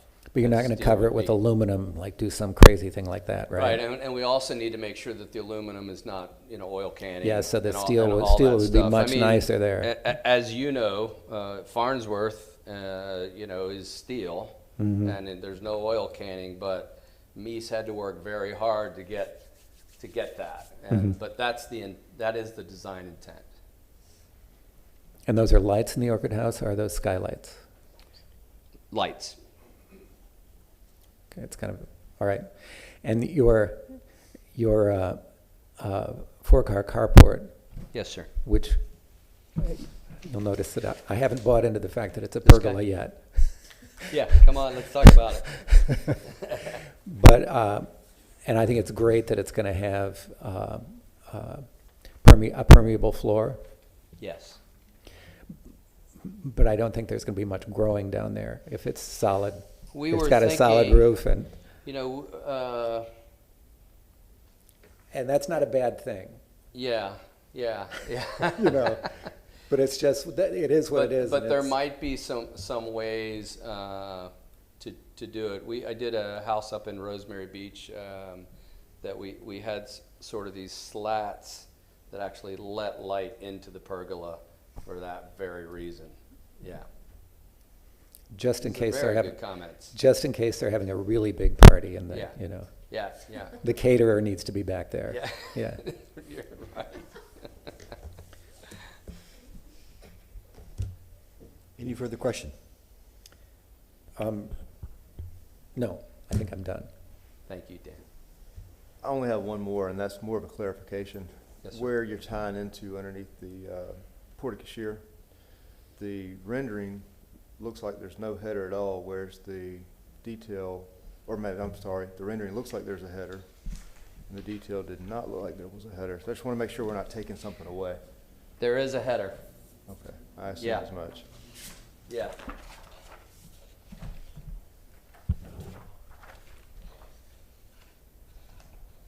Yeah, that would be disastrous. I can tell you also,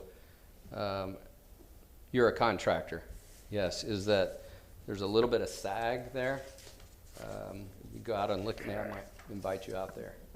We're trying to figure out, how to, over the last 100 years, there's just this overhang's got a little bit of a sag. So we might be reinforcing that a little bit, but certainly we'd have to ask Ron if we come back to you guys. It's really more of a technical thing of just fixing a sag. We could come back to you for that.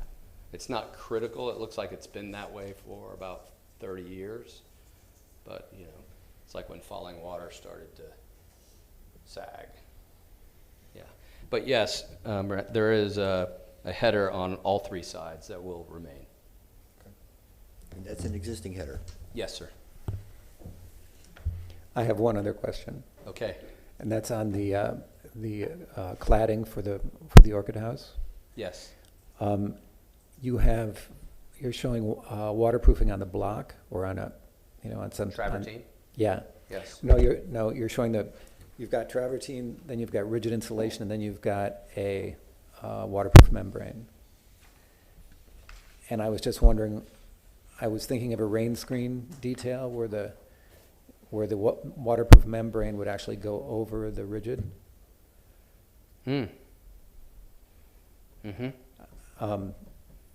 Just because that. We do a lot of rain screen. Yeah. Yeah. But that's not the same detail as what you're showing, right? Right. I'll leave it at that. I think you know where I'm. No, I do know where you're going. Our whole museum is rain screened with granite. Yes. Yeah. That's yes, that's really a good idea. Make a note. I don't know if you want to put that in the motion. Well, I think you want to put it there anyway. Yeah, I will. Yes. Yeah. No, I will. Okay. It's hard not to try to do construction documents for you guys. We try to push it as far as we can, so you can get the design intent, right? But that's a very, very good point. We are ready to move on, I believe now. We close the question portion to the applicant. The applicant, having heard us, is allowed 5 minutes for rebuttal. Sir.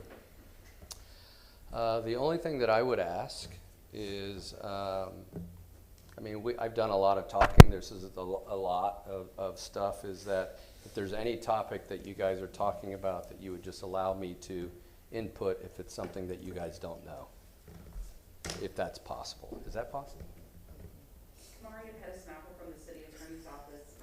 After you finish your rebuttal, the meeting hearing will be closed. If they have additional questions for you, they'll have to do a motion to reopen the public hearing.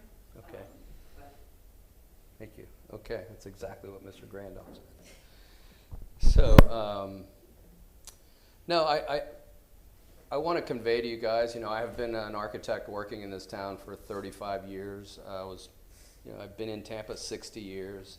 This house to me is a treasure, and it's something that it's a legacy. I approach it with great trepidation. I certainly commend staff. Staff drove us very hard for about a year on this thing.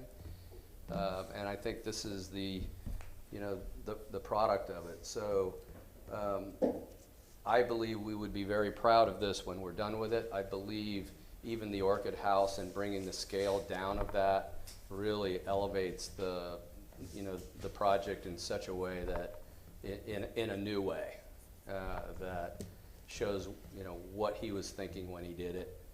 And, the fact that what our approach philosophically was just really to create garden architecture around the house that was very prairie style, horizontal, and did not compete with the main house. So again, I believe that there is a big hardship on this porte-cochere. It's not usable, but in talking with Dennis and Ron, they said whatever you do, and they agreed with the hardship, also because of how tall the stairs are and just how it's just not usable. If we could just make sure that you could detach the glass and really have the lightest touch, which is why we went to fiberglass. It's a very, very expensive system. My client is putting a lot of money into this project that they didn't have to. So they love the house as much as we all do. And so I would just ask for your support today. Thank you very much. At this point, this public hearing is now closed, and I open up the floor for discussions amongst my commissioners. Please, ladies and gentlemen, at will.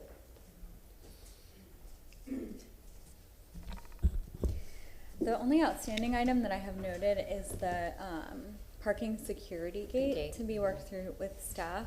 I appreciate the new additions to the primary residence being removable. They're super contemporary and different, which I think was the goal, and also appreciated. I think in 50 years it'll be very clear what was built in the 2020s and what was built in the 1900s, and all of the preservation I appreciate. I also love that the parking is going to the alley. Related to that, though, we also have discussed this evening the nature of the proposed on some documents, not proposed on other documents of the reflecting pool, that this project proceed with less than the reflecting pool. We have the parking gate. We had discussion of coordination for your landscaping of your apron.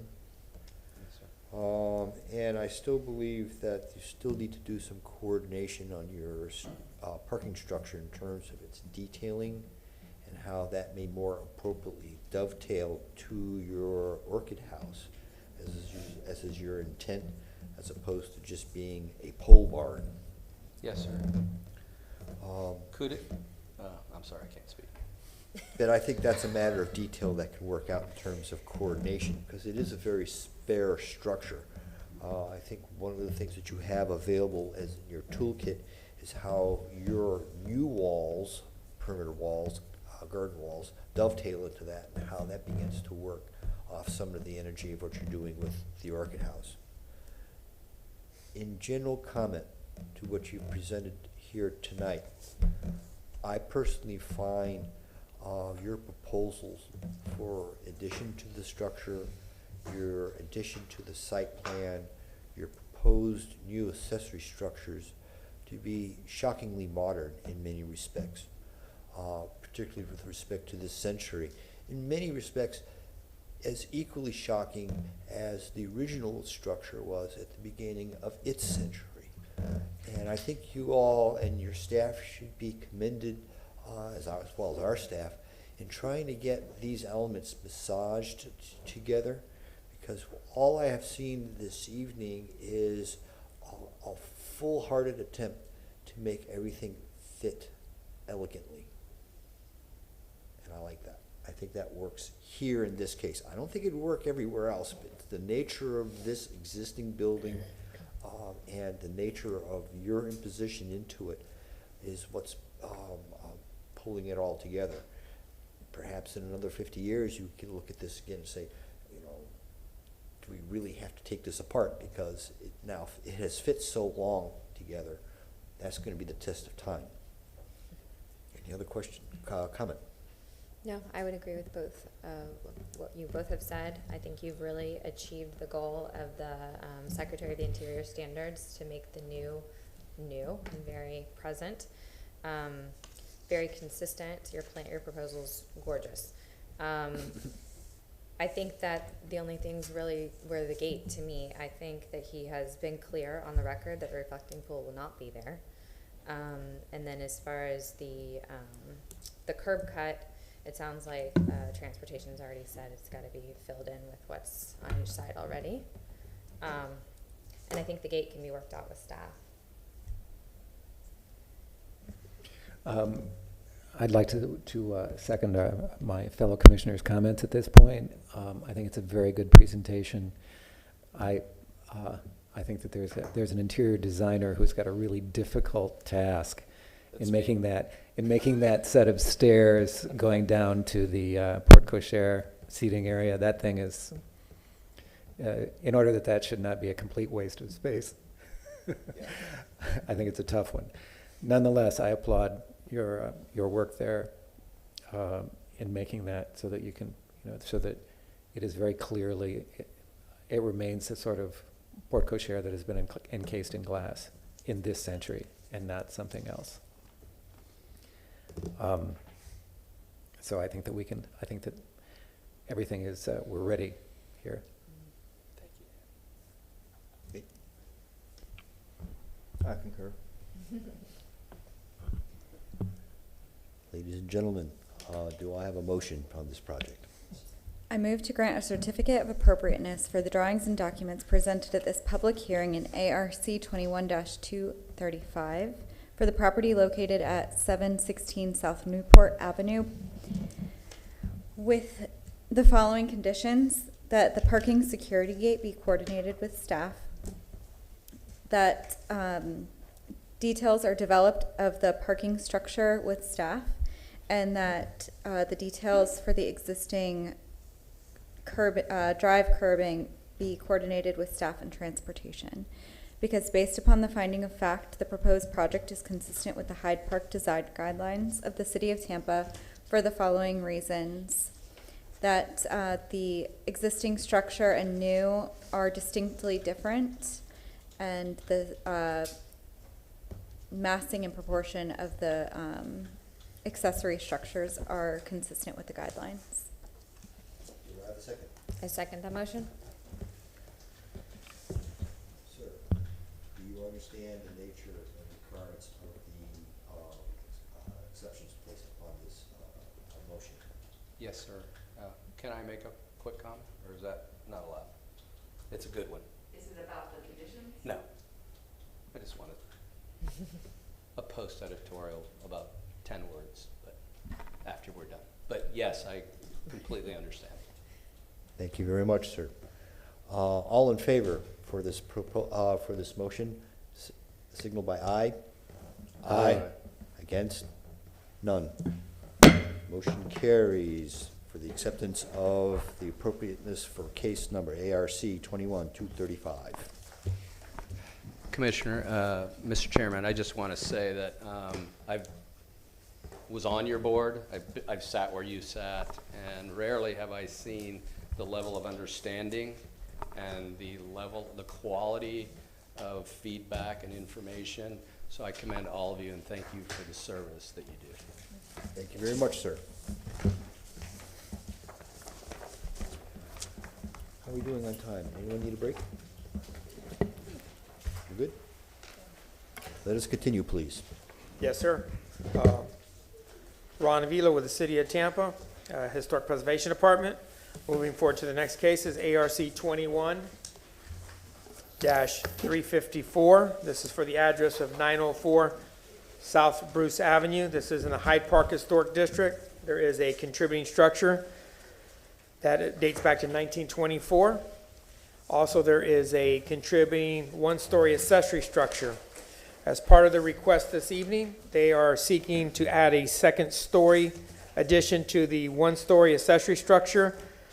As I stated, the one-story accessory structure is contributing approximately 400 square feet. Under the RS50 zoning classification, they could go to their entitlements to 750 square feet. So early on in the process, the owners and the agents were looking forward for a path to move forward. Demolition is always a path for these accessory structures that are challenging. After looking at that criteria in the code, it really didn't meet the criteria for demolition. So the agent is coming forward tonight to add a small second story to the contributing structure. It's a little bit of the history I wanted to share with you. Moving to the photo essay.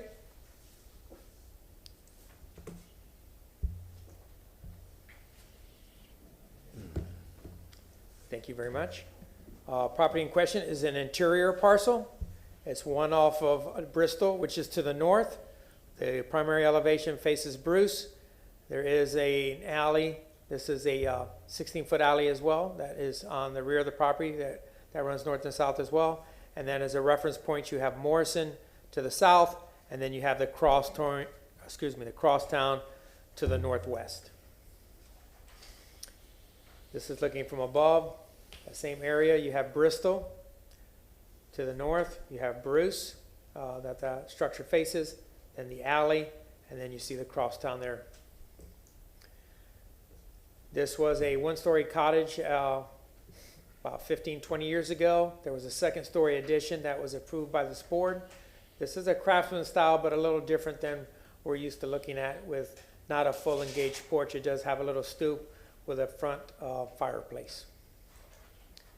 This is looking down the drive aisle. This is the north elevation. You see the second-story addition that has some livable space above the porte-cochere. To the end of this driveway is the accessory structure. This is just another shot looking down that drive aisle. You see the accessory structure peeking in from the back. Just a little closer shot looking down the drive aisle and that living space above the porte-cochere. This is looking at the garage.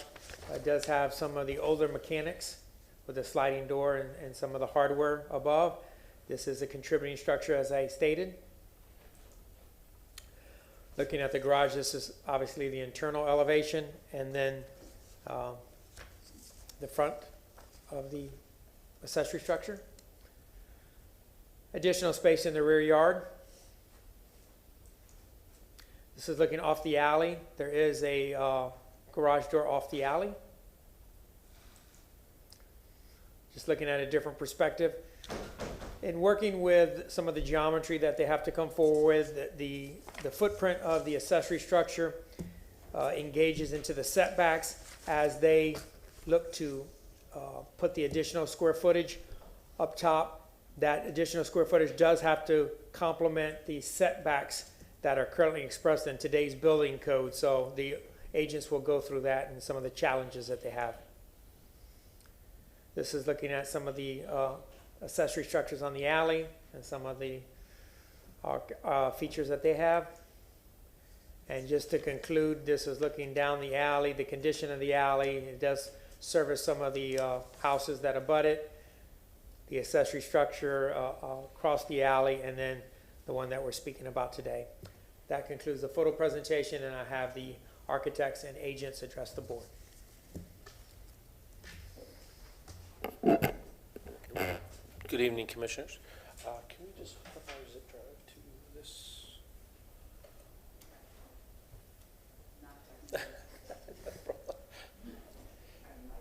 If we could have the booth come out and help the applicant with his drive. There we go. I think we got it.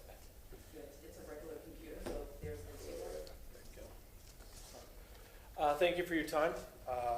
I'm Carlos Muller, principal with Soul Design Studio. With me is Joe Kayasa, project manager for this project. We've been working with staff for quite a few months. To go through different conditions. This has been somewhat challenging, just due to the nature of the rear alley, as well as some of the proximity to the overhangs and such. So, as we pull up this, It's right there on the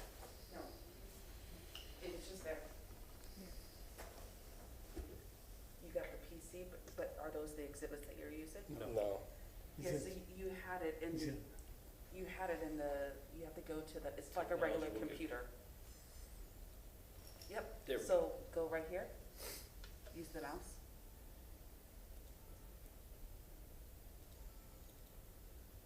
Got it? Beautiful, yeah, there we go. Thank you. I did know. So anyways, we've been working with staff closely to go through this. We have had discussions also with transportation specific to the rear alley, and we'll go through some of those conditions with you here. I'm going to let Joe take over the presentation. Hi, I'm Joseph. We're talking about the 904 Bruce Street renovation. In the area of the site plan you see in blue is the existing garage accessory structure at 400 square feet. The structure is existing to remain. All the siding is to be restored, repainted, refreshed, any damaged members to be restored to the best that we can. At the rear alley back here, we had discussions with transportation of taking this from an 8-foot garage door down to a 6-foot garage door to have it no vehicular access to meet transportation requirements. It's just going to be used for trash cans in and out and bicycle access. In the orange on the site plan, you see a new proposed breezeway to connect the main structure to the accessory structure. On the next slide, you can see the first floor plan, the blue on the left to stay as existing, and on the right you see the second floor. The green area is the second floor structure set back 3'6" from the property line. In the RS50, they have a 3-foot minimum setback from the property line. So we pulled it back 3'6" to give it a little extra space for siding to make sure that we meet that 3-foot criteria. And in there you see the red on the alley side. That is a portion of the existing roof structure that we are restoring and keeping as existing. On the western front, you'll see the yellow highlighted area here. This is a proposed balcony facing the structure itself. On the ground floor, we have the sliding garage door that Ron was pointing out earlier. We're going to restore the mechanics. We're going to refurbish the motor and repair the door, give it a fresh paint job. On the next, we have the roof plan, which you can see again on the left-hand side is the blue existing structure that the roof portion has to be removed to include for the new second-story volume of 350 square feet to make the maximum 750 square foot allotted for the RS50 zone. And the red is the roof that is to remain, and the orange is the breezeway connecting the two accessory structure and the main structure of the house.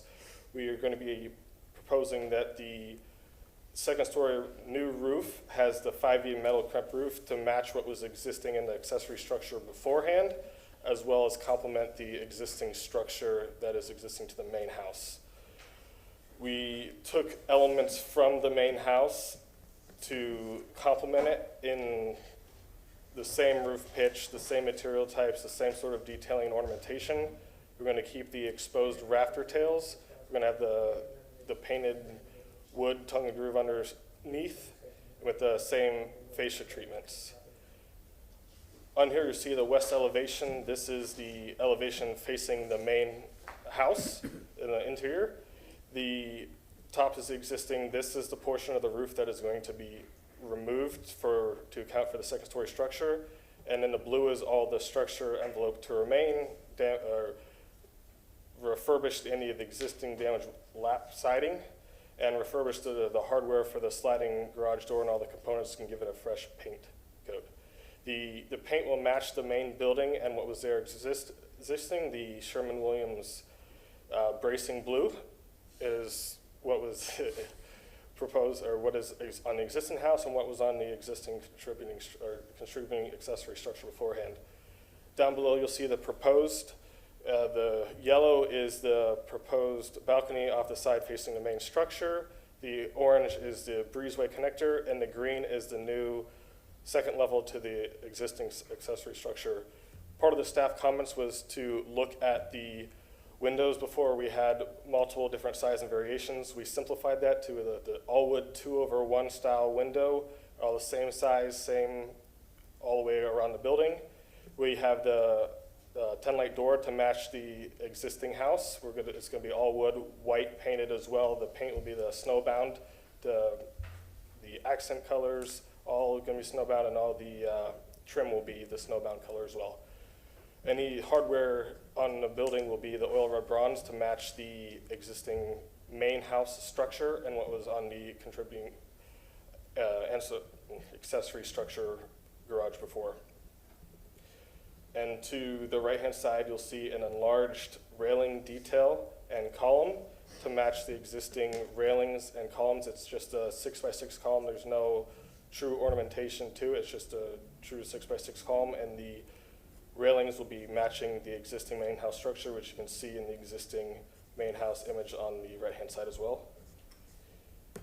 The south facade faces the interior courtyard with the stair landing. As you can see here, the breezeway had to be stepped down because coming off the main house structure, there's an existing raised framed patio that is not being touched. It's existing to remain.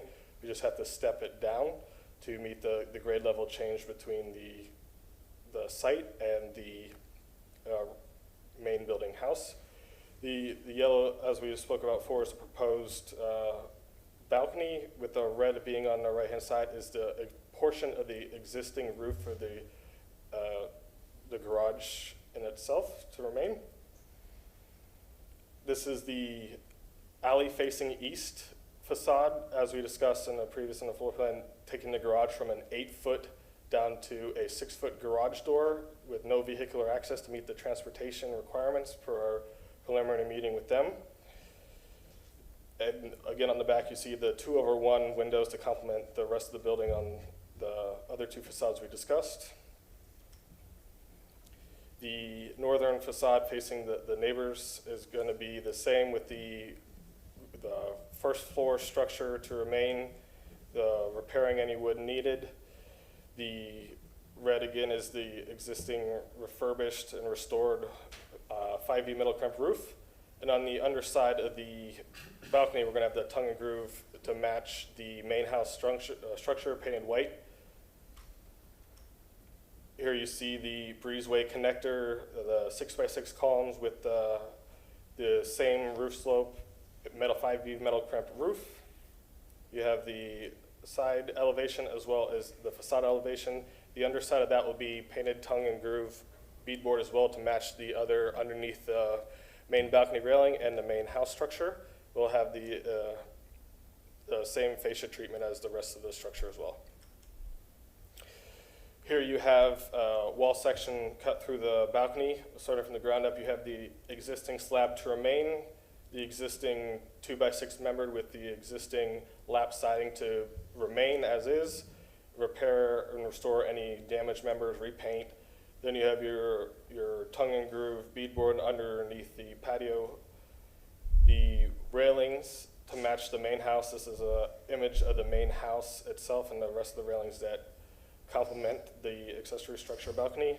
You have the doors, the 10-light painted white, all wood with the brass hardware as we discussed before.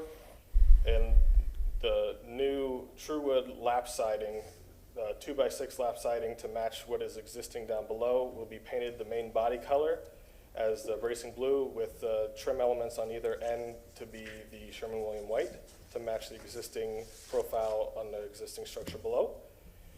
The soffit condition will have the exposed rafter tails as the main house condition. You'll see here the exposed rafter tails, the tongue and groove, painted white with the same fascia trim and the 5V metal crimp roof to finish it off.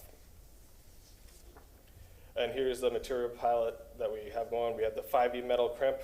We have painted lap siding, the main body color, the trim body color. You have your all wood windows, all wood doors, your oil rub bronze hardware, and any exterior light fixtures that we put outside the door will be oil rub bronze to match the hardware of the sconce as well. And the tongue and groove beadboard is the existing of the main house structure will be matched. And this is the existing garage that we're just going to replace with the smaller, 2-foot smaller garage door. And that concludes the presentation. It is so nice to be able to watch a younger group begin to present.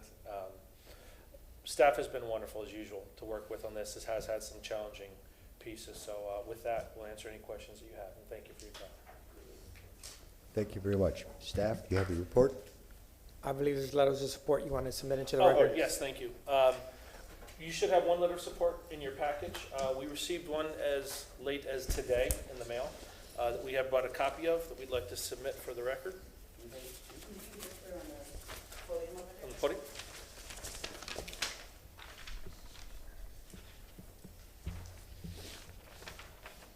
This is the one that we received as late as today, and then this was another one that I believe was submitted. Yes, and then Yeah, this was that's the original one that was submitted. You have the Berkshire. Thank you. So these two letters will be included into the record as well. Staff's finding that this application is consistent with the Hyde Park Design Guidelines and the Secretary of Interior Standards. It's a simple request. The conditions that are included on page 4 of your staff report were addressed through the presentation. I just had one additional comment as far as the decking on the open porch, if they could allude to what material that would become. And that concludes this portion. Thank you.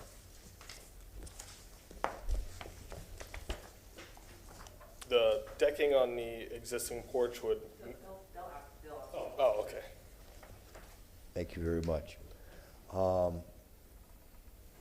floor is open for public comment at this time. Hearing none, seeing none, we will proceed. Commissioners, please. Do you have any questions? What is the decking? It would match the existing main house decking, which I believe is tongue and groove beadboard as well, which would be painted the same snowbound as the underside. I have no additional questions. I just have one question. So where the balcony is, I noticed that there's the door and then there's one window on the right side. What's on the left side? Is there any way we can put an additional window just to mirror the back? Can you bring up the plan so we can, let's bring up the plan so we can look at it. Probably. Oh, thank you.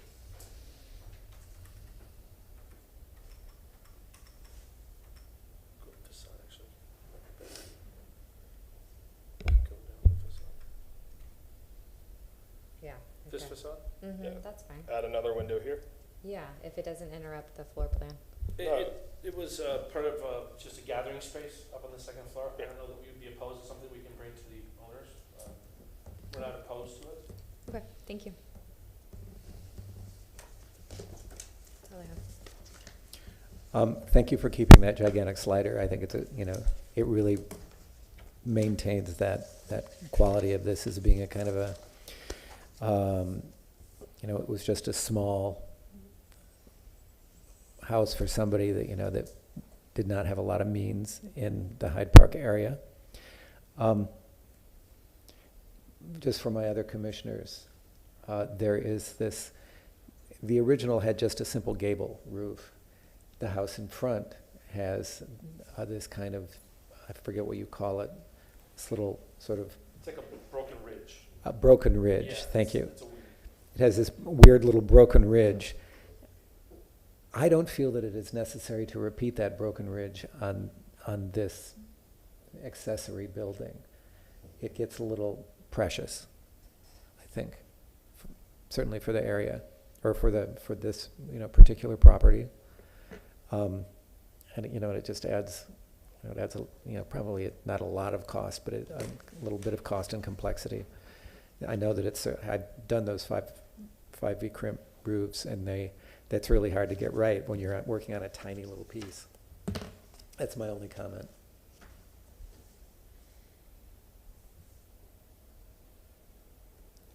Any further comment? Question? I'm not going to ask just because I don't see a floor plan. Are there any bedrooms? No, there's a gathering space. It's more so for entertainment for the backyard. Okay. My There's a concern little was bar. the windows just look small, so just want to make sure there wasn't going to be a egress issue. No bedrooms, just gathering space. I have no further question at this point in time. Does anyone else have a question at hand? The applicant is allowed 5 minutes for rebuttal for whatever point we may have raised at this point in time. No, I think we're happy, thank you. No rebuttal. Thank you very much. This public hearing is now closed, and the floor is to the commissioners to discuss. I think it's pretty simple. I don't really have anything. I'm not hell-bent on either the additional window or the Yeah, me neither. roof. I just wanted to ask. I can see arguments for either. I do appreciate the clear and precise presentation. I think it was very well and clearly communicated. I had no questions. They addressed all of the conditions. I appreciate that. Usually when we see these small buildings, off again. Usually when we see these small structures grow, it often makes a bad situation worse.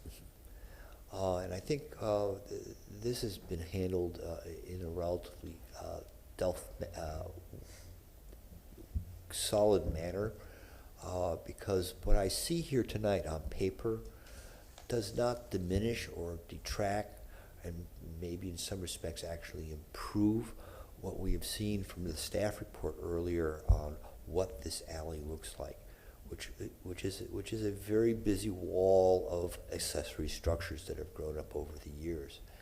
And I think that what you've done here today, as simple as it is, fits well with its neighbors. That is all I have to comment on at this time.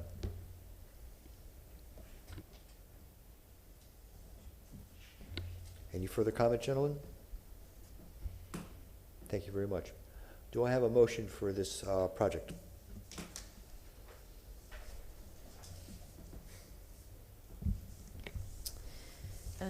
I move to grant a certificate of appropriateness for the drawings and documents presented at this public hearing in ARC 21-354 for the property located at 904 South Bruce Street, because based upon the findings of fact, the proposed project is consistent with the Hyde Park Historic District design guidelines for the city of Tampa for the following reasons.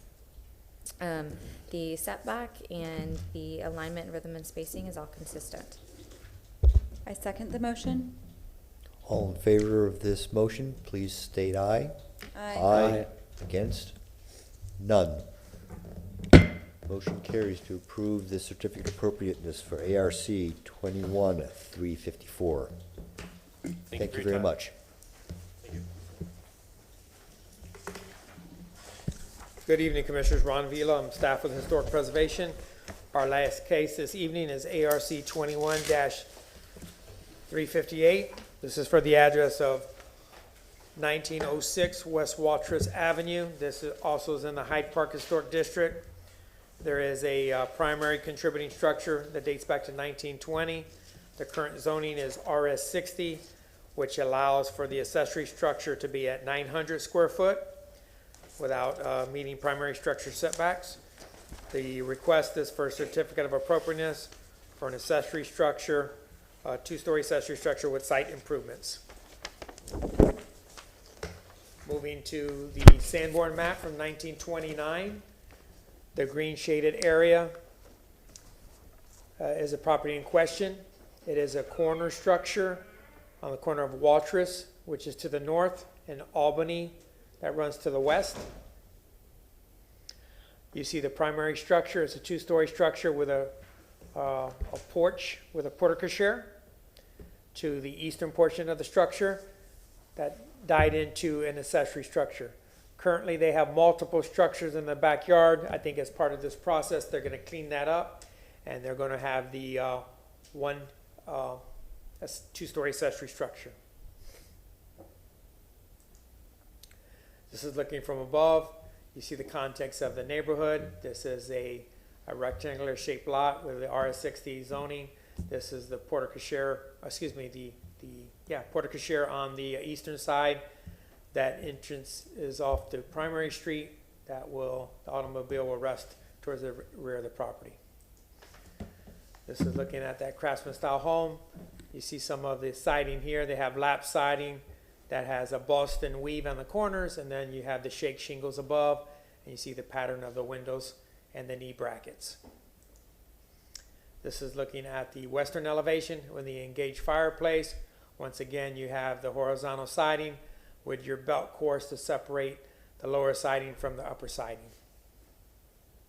You see the details of the rafter tails. They have a unique design on the overhang to the front porch and on the body of the building. This is looking at the porte-cochere side, which is the eastern exposure. This is moving to the back. You see the accessory structure here through the gates. This is looking down the Ribbon Drive through the gates and some of the outbuildings that they have behind the gates. This is looking at the rear of the primary structure. And they have this little sheltered area that has a water feature underneath. This is the back of the house. The garage doors. This is the water feature I spoke about here. And all the structures in the backyard are non-contributing. So as part of the request, they're going to clean out some of the non-contributing accessory structures and put the two-story accessory structure in the rear. And just some of the surrounding properties. This is abutting to the east. You see this is the property in question is over here. And once again, this is the property in question, and this is the neighboring property to the east. At this time, the agent will address the board. Thank you. Good evening, ladies and gentlemen. My name is Patrick Thorpe, allegedly. Thank you very much for sticking around to hear me tonight. So we'll start with site plan. Thank you. We have the existing site plan where you'll see in the back of the property, which is the south side, there is the existing garage and a bonus room, as well as a covered deck area that we're planning to remove in its entirety. This is what Ron spoke about, several of those outbuildings that we're planning on cleaning up and consolidating into one structure, which will be a two-story workshop on grade with a bonus room above that will take up this back portion. We are 5 feet back from each side of the corner, which is the requirement for the setback. So 5 feet here and 5 feet here. And that is important for later in the presentation when we discuss the overhangs. You can see the proposed floor plan. We have 2 garage doors to mimic a typical carriage style house that you would find in the area. Basically just an open workshop. The client is a wood turner, so he's going to turn this into a wood shop that he can do projects in. And then he has the upstairs, which will be just a bonus room, most likely a home office with a bathroom, no kitchen, so it's not a living space. And then we move on to the north elevation. This would be the elevation that is facing the street through the porte-cochere. So you can see that we're adding the 2 garage doors that have glass lights on them to bring some natural light in there. We've added the brackets on the upper and lower portions of the building. You'll see right here on the front, this is actually a balcony. That if we go back to the plan, this is where we're looking here. If from Ron's presentation you saw on the back of the house there was an exposed balcony, that we're matching that detail here. So we have the horizontal lap siding, the belt course, and then we have shake siding. We have a 2-foot overhang on the roof. The main house has a 3-foot overhang, but by code we are not allowed to exceed a 2-foot overhang at this point. So we did attempt to match the overhangs of the original building as best we could. However, there are limitations in the code that we must adhere to. So we went to the 2-foot but that did allow us enough space to mimic the scrolling that we do see on the main house, and that will become more apparent as we move through the details. West elevation, you can see that we are, again, the balcony that we were talking about that jets out and does overhang over the garage doors, keeping some of the column detail from the front with the trim board around it, same with the windows, leaving the exposed truss tail ends and a 5V crimp metal roof. We did decide on the stairwell to continue the shake siding down to remove any issues of something being able to fall through any of the railing openings, and just clean it up a little bit, hide the stair a bit more to make it a bit more elegant, and also hiding any mechanical equipment under that stair and behind it so it would not be visible from the street. Rear elevation, continuing everything around the back, maintaining the gable end with the bracket details. It is also of note that we have the gable vents at the top, which are non-functional, they are just decorative. And I did also forget to mention that we are doing a low facing brick right at the base for a wainscot and water table. And then as we continue around to the east elevation, the details remain the same. We've selected a cream brick that matches what is typically found in the neighborhood. Just a very simple Norman course style brick, modular. I'm sorry, not the Norman course, the modular. We have a 5V crimp metal roof, modern garage door with a carriage style, which again, we will have the lights at the top of this. We are using cementitious siding, both the lap siding and the shingle. We have a cedar mill selection for the lap siding and a straight edge shake. And then we have trim board, which is a 5/4 board smooth. The windows and doors, we're using a Pella series, all wood, architectural series. And one last detail is the lights that sit on top of the small abbreviated columns for the overhang balcony. And then we have the wall section where we're slab on grade with CMU block, where we have the facing brick, water table, and then the lap siding, which comes up to our belt course, where we then switch to wood framing and the shake siding. The wood frame windows continuing on up. We'll have the rafters penetrate the exterior wall with the 2-foot overhang and the scrolling, a single assembly roof, and that gives us the opportunity to do the exposed deck boards to match the overhang on the house, and also give us a very nice exposed structure on the interior, carry that language to the inside, and make a very pleasant space to be in. And that is all I have at this time.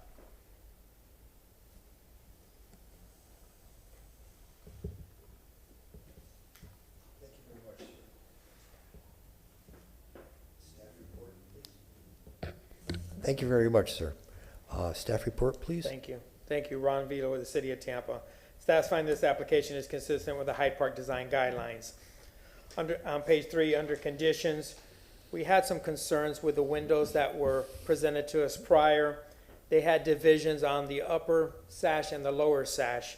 The primary house has more of a prairie style design. What is indicated this evening matches the windows on the primary house. The overhangs were at 12 inches originally. He increased the overhangs to 24 inches and replicated the design of the scrolling on the primary house that is consistent with our criteria. Also, the initial drawings were lacking some gable vents on the design that was provided tonight. On the open end for the gable, both of them have gable vents that replicate the gable vents on the primary house. And then the final design on the stairwell for the railing, he chose to introduce the shake shingles that are appropriate on this site. So that concludes the staff report, and I'll be here to answer any questions. Thank you. Thank you, Ron. The floor is open for public comment. Seeing none, hearing none, we shall continue. Commissioners, you're open for questioning at this time. If not, I'll start. Brick, you noted you had brick, and you showed us that wonderful buff brick. Is there brick on the existing house? Yes, there is. Does this brick match that? No, not directly. I don't know if there is a brick that I can find that will match that. If you look at some of the pictures of the existing building, I'm not sure how we would. It's hard to tell. Sometimes you might need to bring in a specialist to help. Sometimes the brick is available in Montreal and not next door. So it's a matter of finding the best possible match for something like that, because you're going through a lot of trouble here in getting bits and pieces of this almost a garden folly to fit well with this existing structure. And it would be really a terrible thing to have a simple thing like brick throw in a monkey wrench or a sore thumb into the entire composition that you're trying to accomplish with here. Being a utilitarian structure, you're almost better off in many respects using a brick format finish and painting it than trying to match a real brick that may not really be up to your snuff. That's just a point of consideration for you, I think, to take a look at. I have a question on your upper level deck work. That's exterior, your forward porch, your rear entry platform, as well as your stairs. Are we dealing with solid decking here, or is this kind of like slotted open in many respects? It would be solid decking. Okay, here's where I'm coming at. I'm familiar with solid wood decking in these locations, and I'm familiar with the idea of you using that solid finished wall to form that that perimeter for both the front porch and your stair and its landing. But there's one little element that I think is missing here, is that when it gets really, really, really wet here, like it did this afternoon, where is that water going to go? Because if you look carefully at a properly made porch that has these same kind of details, you're going to see some limber holes or some limber slots right there at the bottom of that wall where it meets the deck to allow that moisture, that live water, and even some ventilation to actually occur.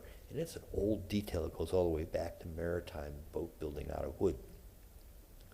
That's an element that I think you need to revisit here, because these decks are going to get wet, and they're not designed to be bathtubs.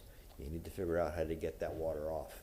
It is certainly not our intent to create a water ponding situation at any point. Well, you don't want to do that, but it's amazing how fast, these wood structures go south when they're constantly wet and undried. That is all I have.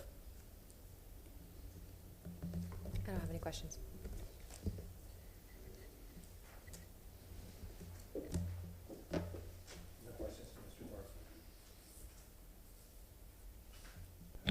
Does the existing structure have the shingles that you're showing on the second floor? Mm-hmm. It does? It does. The difference you'll see in what's printed here is that it shows a rough edge on this hatch, when in reality it's a smooth edge, and we did select that material.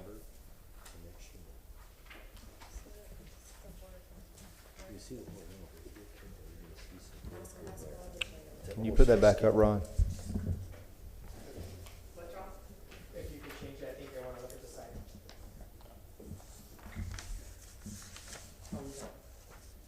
The existing structure, if that's possible.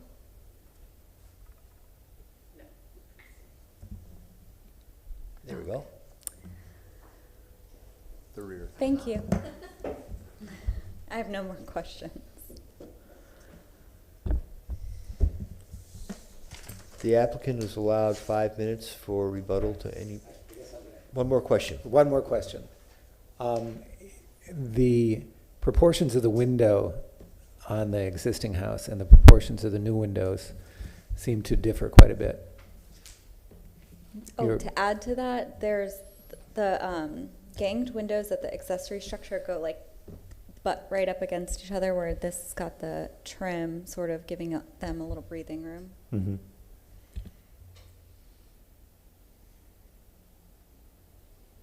I think due to the scale, it can almost go either way.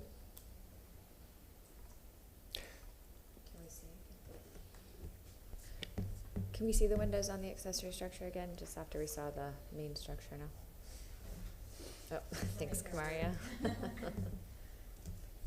it, perfect. So what you're talking about is adding some trim at these 2 points here between the structural walls. I think we're just noting the difference between the existing structure and the accessory structure. Yes, and the fact that the windows, the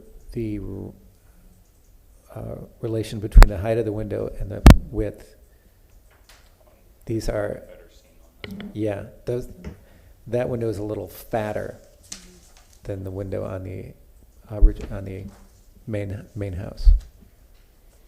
It's wider. Main house may actually have a taller ceiling to accommodate that to begin with. So that window could actually get narrower. Then the window has to get narrower. To look from, yeah. To look. Yeah. We can put that down as a condition to coordinate window proportions. Yes, we can do that. We're in questions still, right? Right. Yes, we are. Okay. We haven't discussed it yet. Yeah. Any other questions?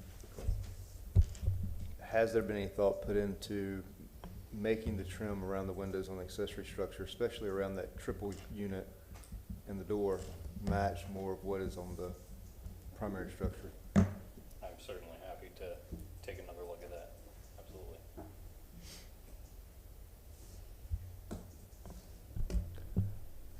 Any more questions at this point in time? The applicant is allowed 5 minutes for rebuttal towards our comments and questions at this point in time. The only thing that I would have to say from an architectural standpoint as to why I selected the windows that I did was for egress capacity in whatever future use this space may become. I always try and make extra effort to be sure that somebody isn't selling themselves short on something like that.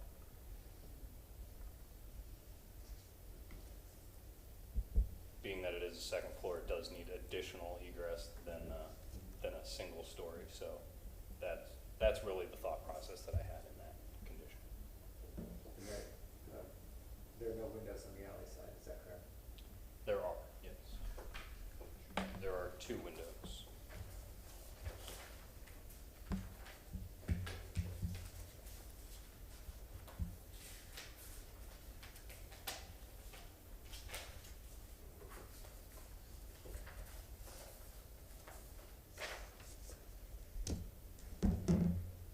This would be bathroom window and adjacent to the entry door.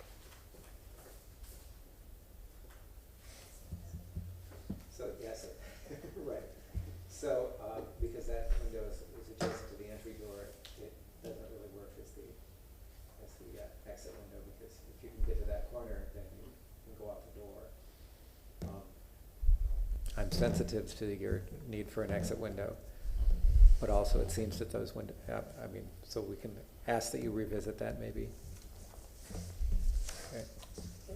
I'm not married to the windows that I selected. Okay. Just But, yeah, I know, I understand. I mean, an exit window is a good thing.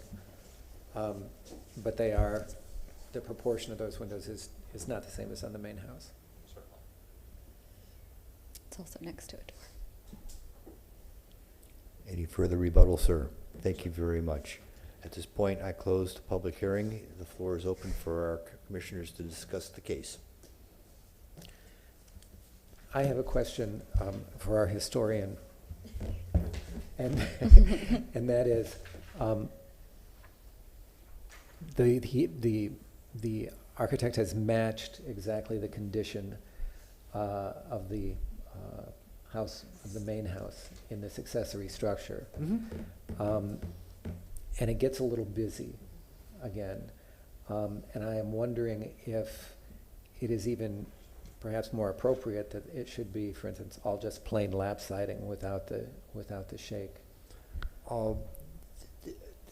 It can go back and forth in either direction for any one of a number of different reasons. Basically, the nature of the existing building being a brick plinth base with a wood finished surface is continued here. It's matching in many respects. There is more than enough precedence where you would have the main primary structure on the site and its accessory structures tailored almost to be a dollhouse replica of it, and being a much smaller scale. That's not unheard of in the first place. You probably would find that more often than not on, if you will, the grander properties. So in this context, where this site is located, I don't think it's entirely inappropriate to try to match that. Now, the other part of this thing, too, is that this is a two-story structure, so it does have some certain volume that really relates very strongly to the main structure. So I think bringing in more of the main structure details is probably a big point of this thing. If you were going to say, maybe you don't need this detail, or maybe you don't need that detail, where are you going to stop on this one? Or, for that matter, for the next project, where you're going to make that line as well, too, or insist that certain details come on. As an example, there is a gable vent shown on this project. This project is of a scale to me where it could probably just as easily not be there. But I am not objecting to the fact that it is there. Same thing with the nature of your rafter tails. You've gone through some certain level of detail where you're trying to trace that same cutout that we see on the main, if you almost gingerbread on the main building. I don't have an objection to that here. This is part living space, part workspace. This is basically the man cave workshop sort of a situation. So there's a lot of things that have a certain synergy. If this were an outbuilding, a quarter of an acre away on a very much larger lot, then we wouldn't have to worry about the synergy between the two of them. But these two are smack dab together. So I don't have a problem with trying to pull these things together. It's when you start making some great deviations, one against the other, that really begin to raise flags.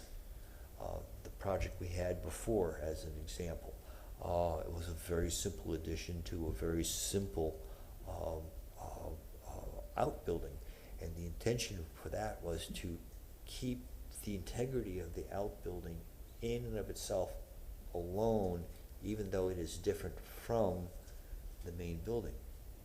It worked in that respect. So we look at these things on an individual basis. I'm afraid that once you try and pull I think you're looking at putting a solid railing on the stair, and once you pull the shakes down that railing, it starts to throw things off.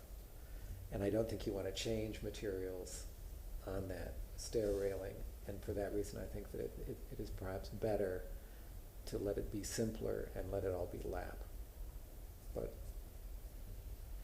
I think even like when we're looking at the primary and the secondary structures now, sort of, if we were to look at them elevation to elevation, the secondary structure has so much going on. We've got like the 3 windows in the door that are all butted together that sit right immediately behind the the solid railing of the, which is shaker, and then we hit the other material below and the garage door, it just becomes a lot in elevation, even though all the materials are sort of copy pasted from primary to secondary. It just, we're layering on so many details that it becomes very busy. Well, I think part of the busyness that we see there, and I have to admit, it looks busy in some respect, but I think that's given to us by the nature of the rendering, because on this elevation that you've shown us tonight, it's dark, black line work on white paper, okay, and that's a very, very high contrast sort of a situation.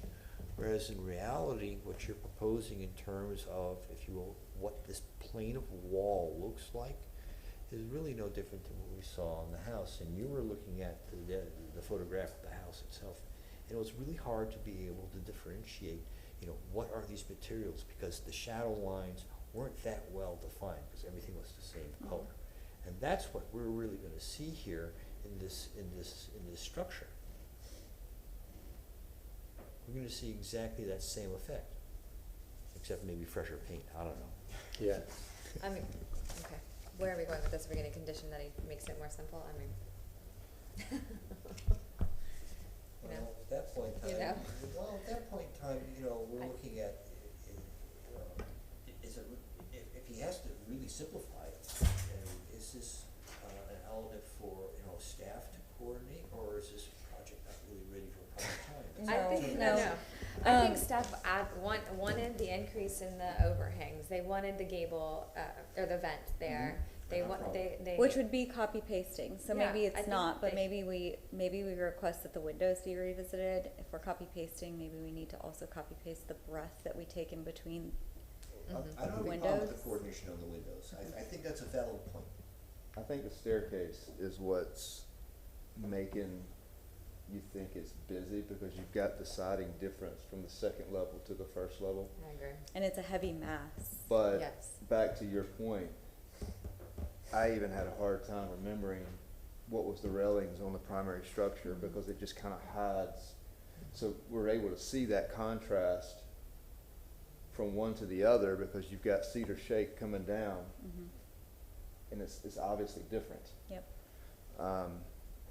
Another point was, obviously the staircase is actually going to hold probably more water than the balcony will in a rain like today.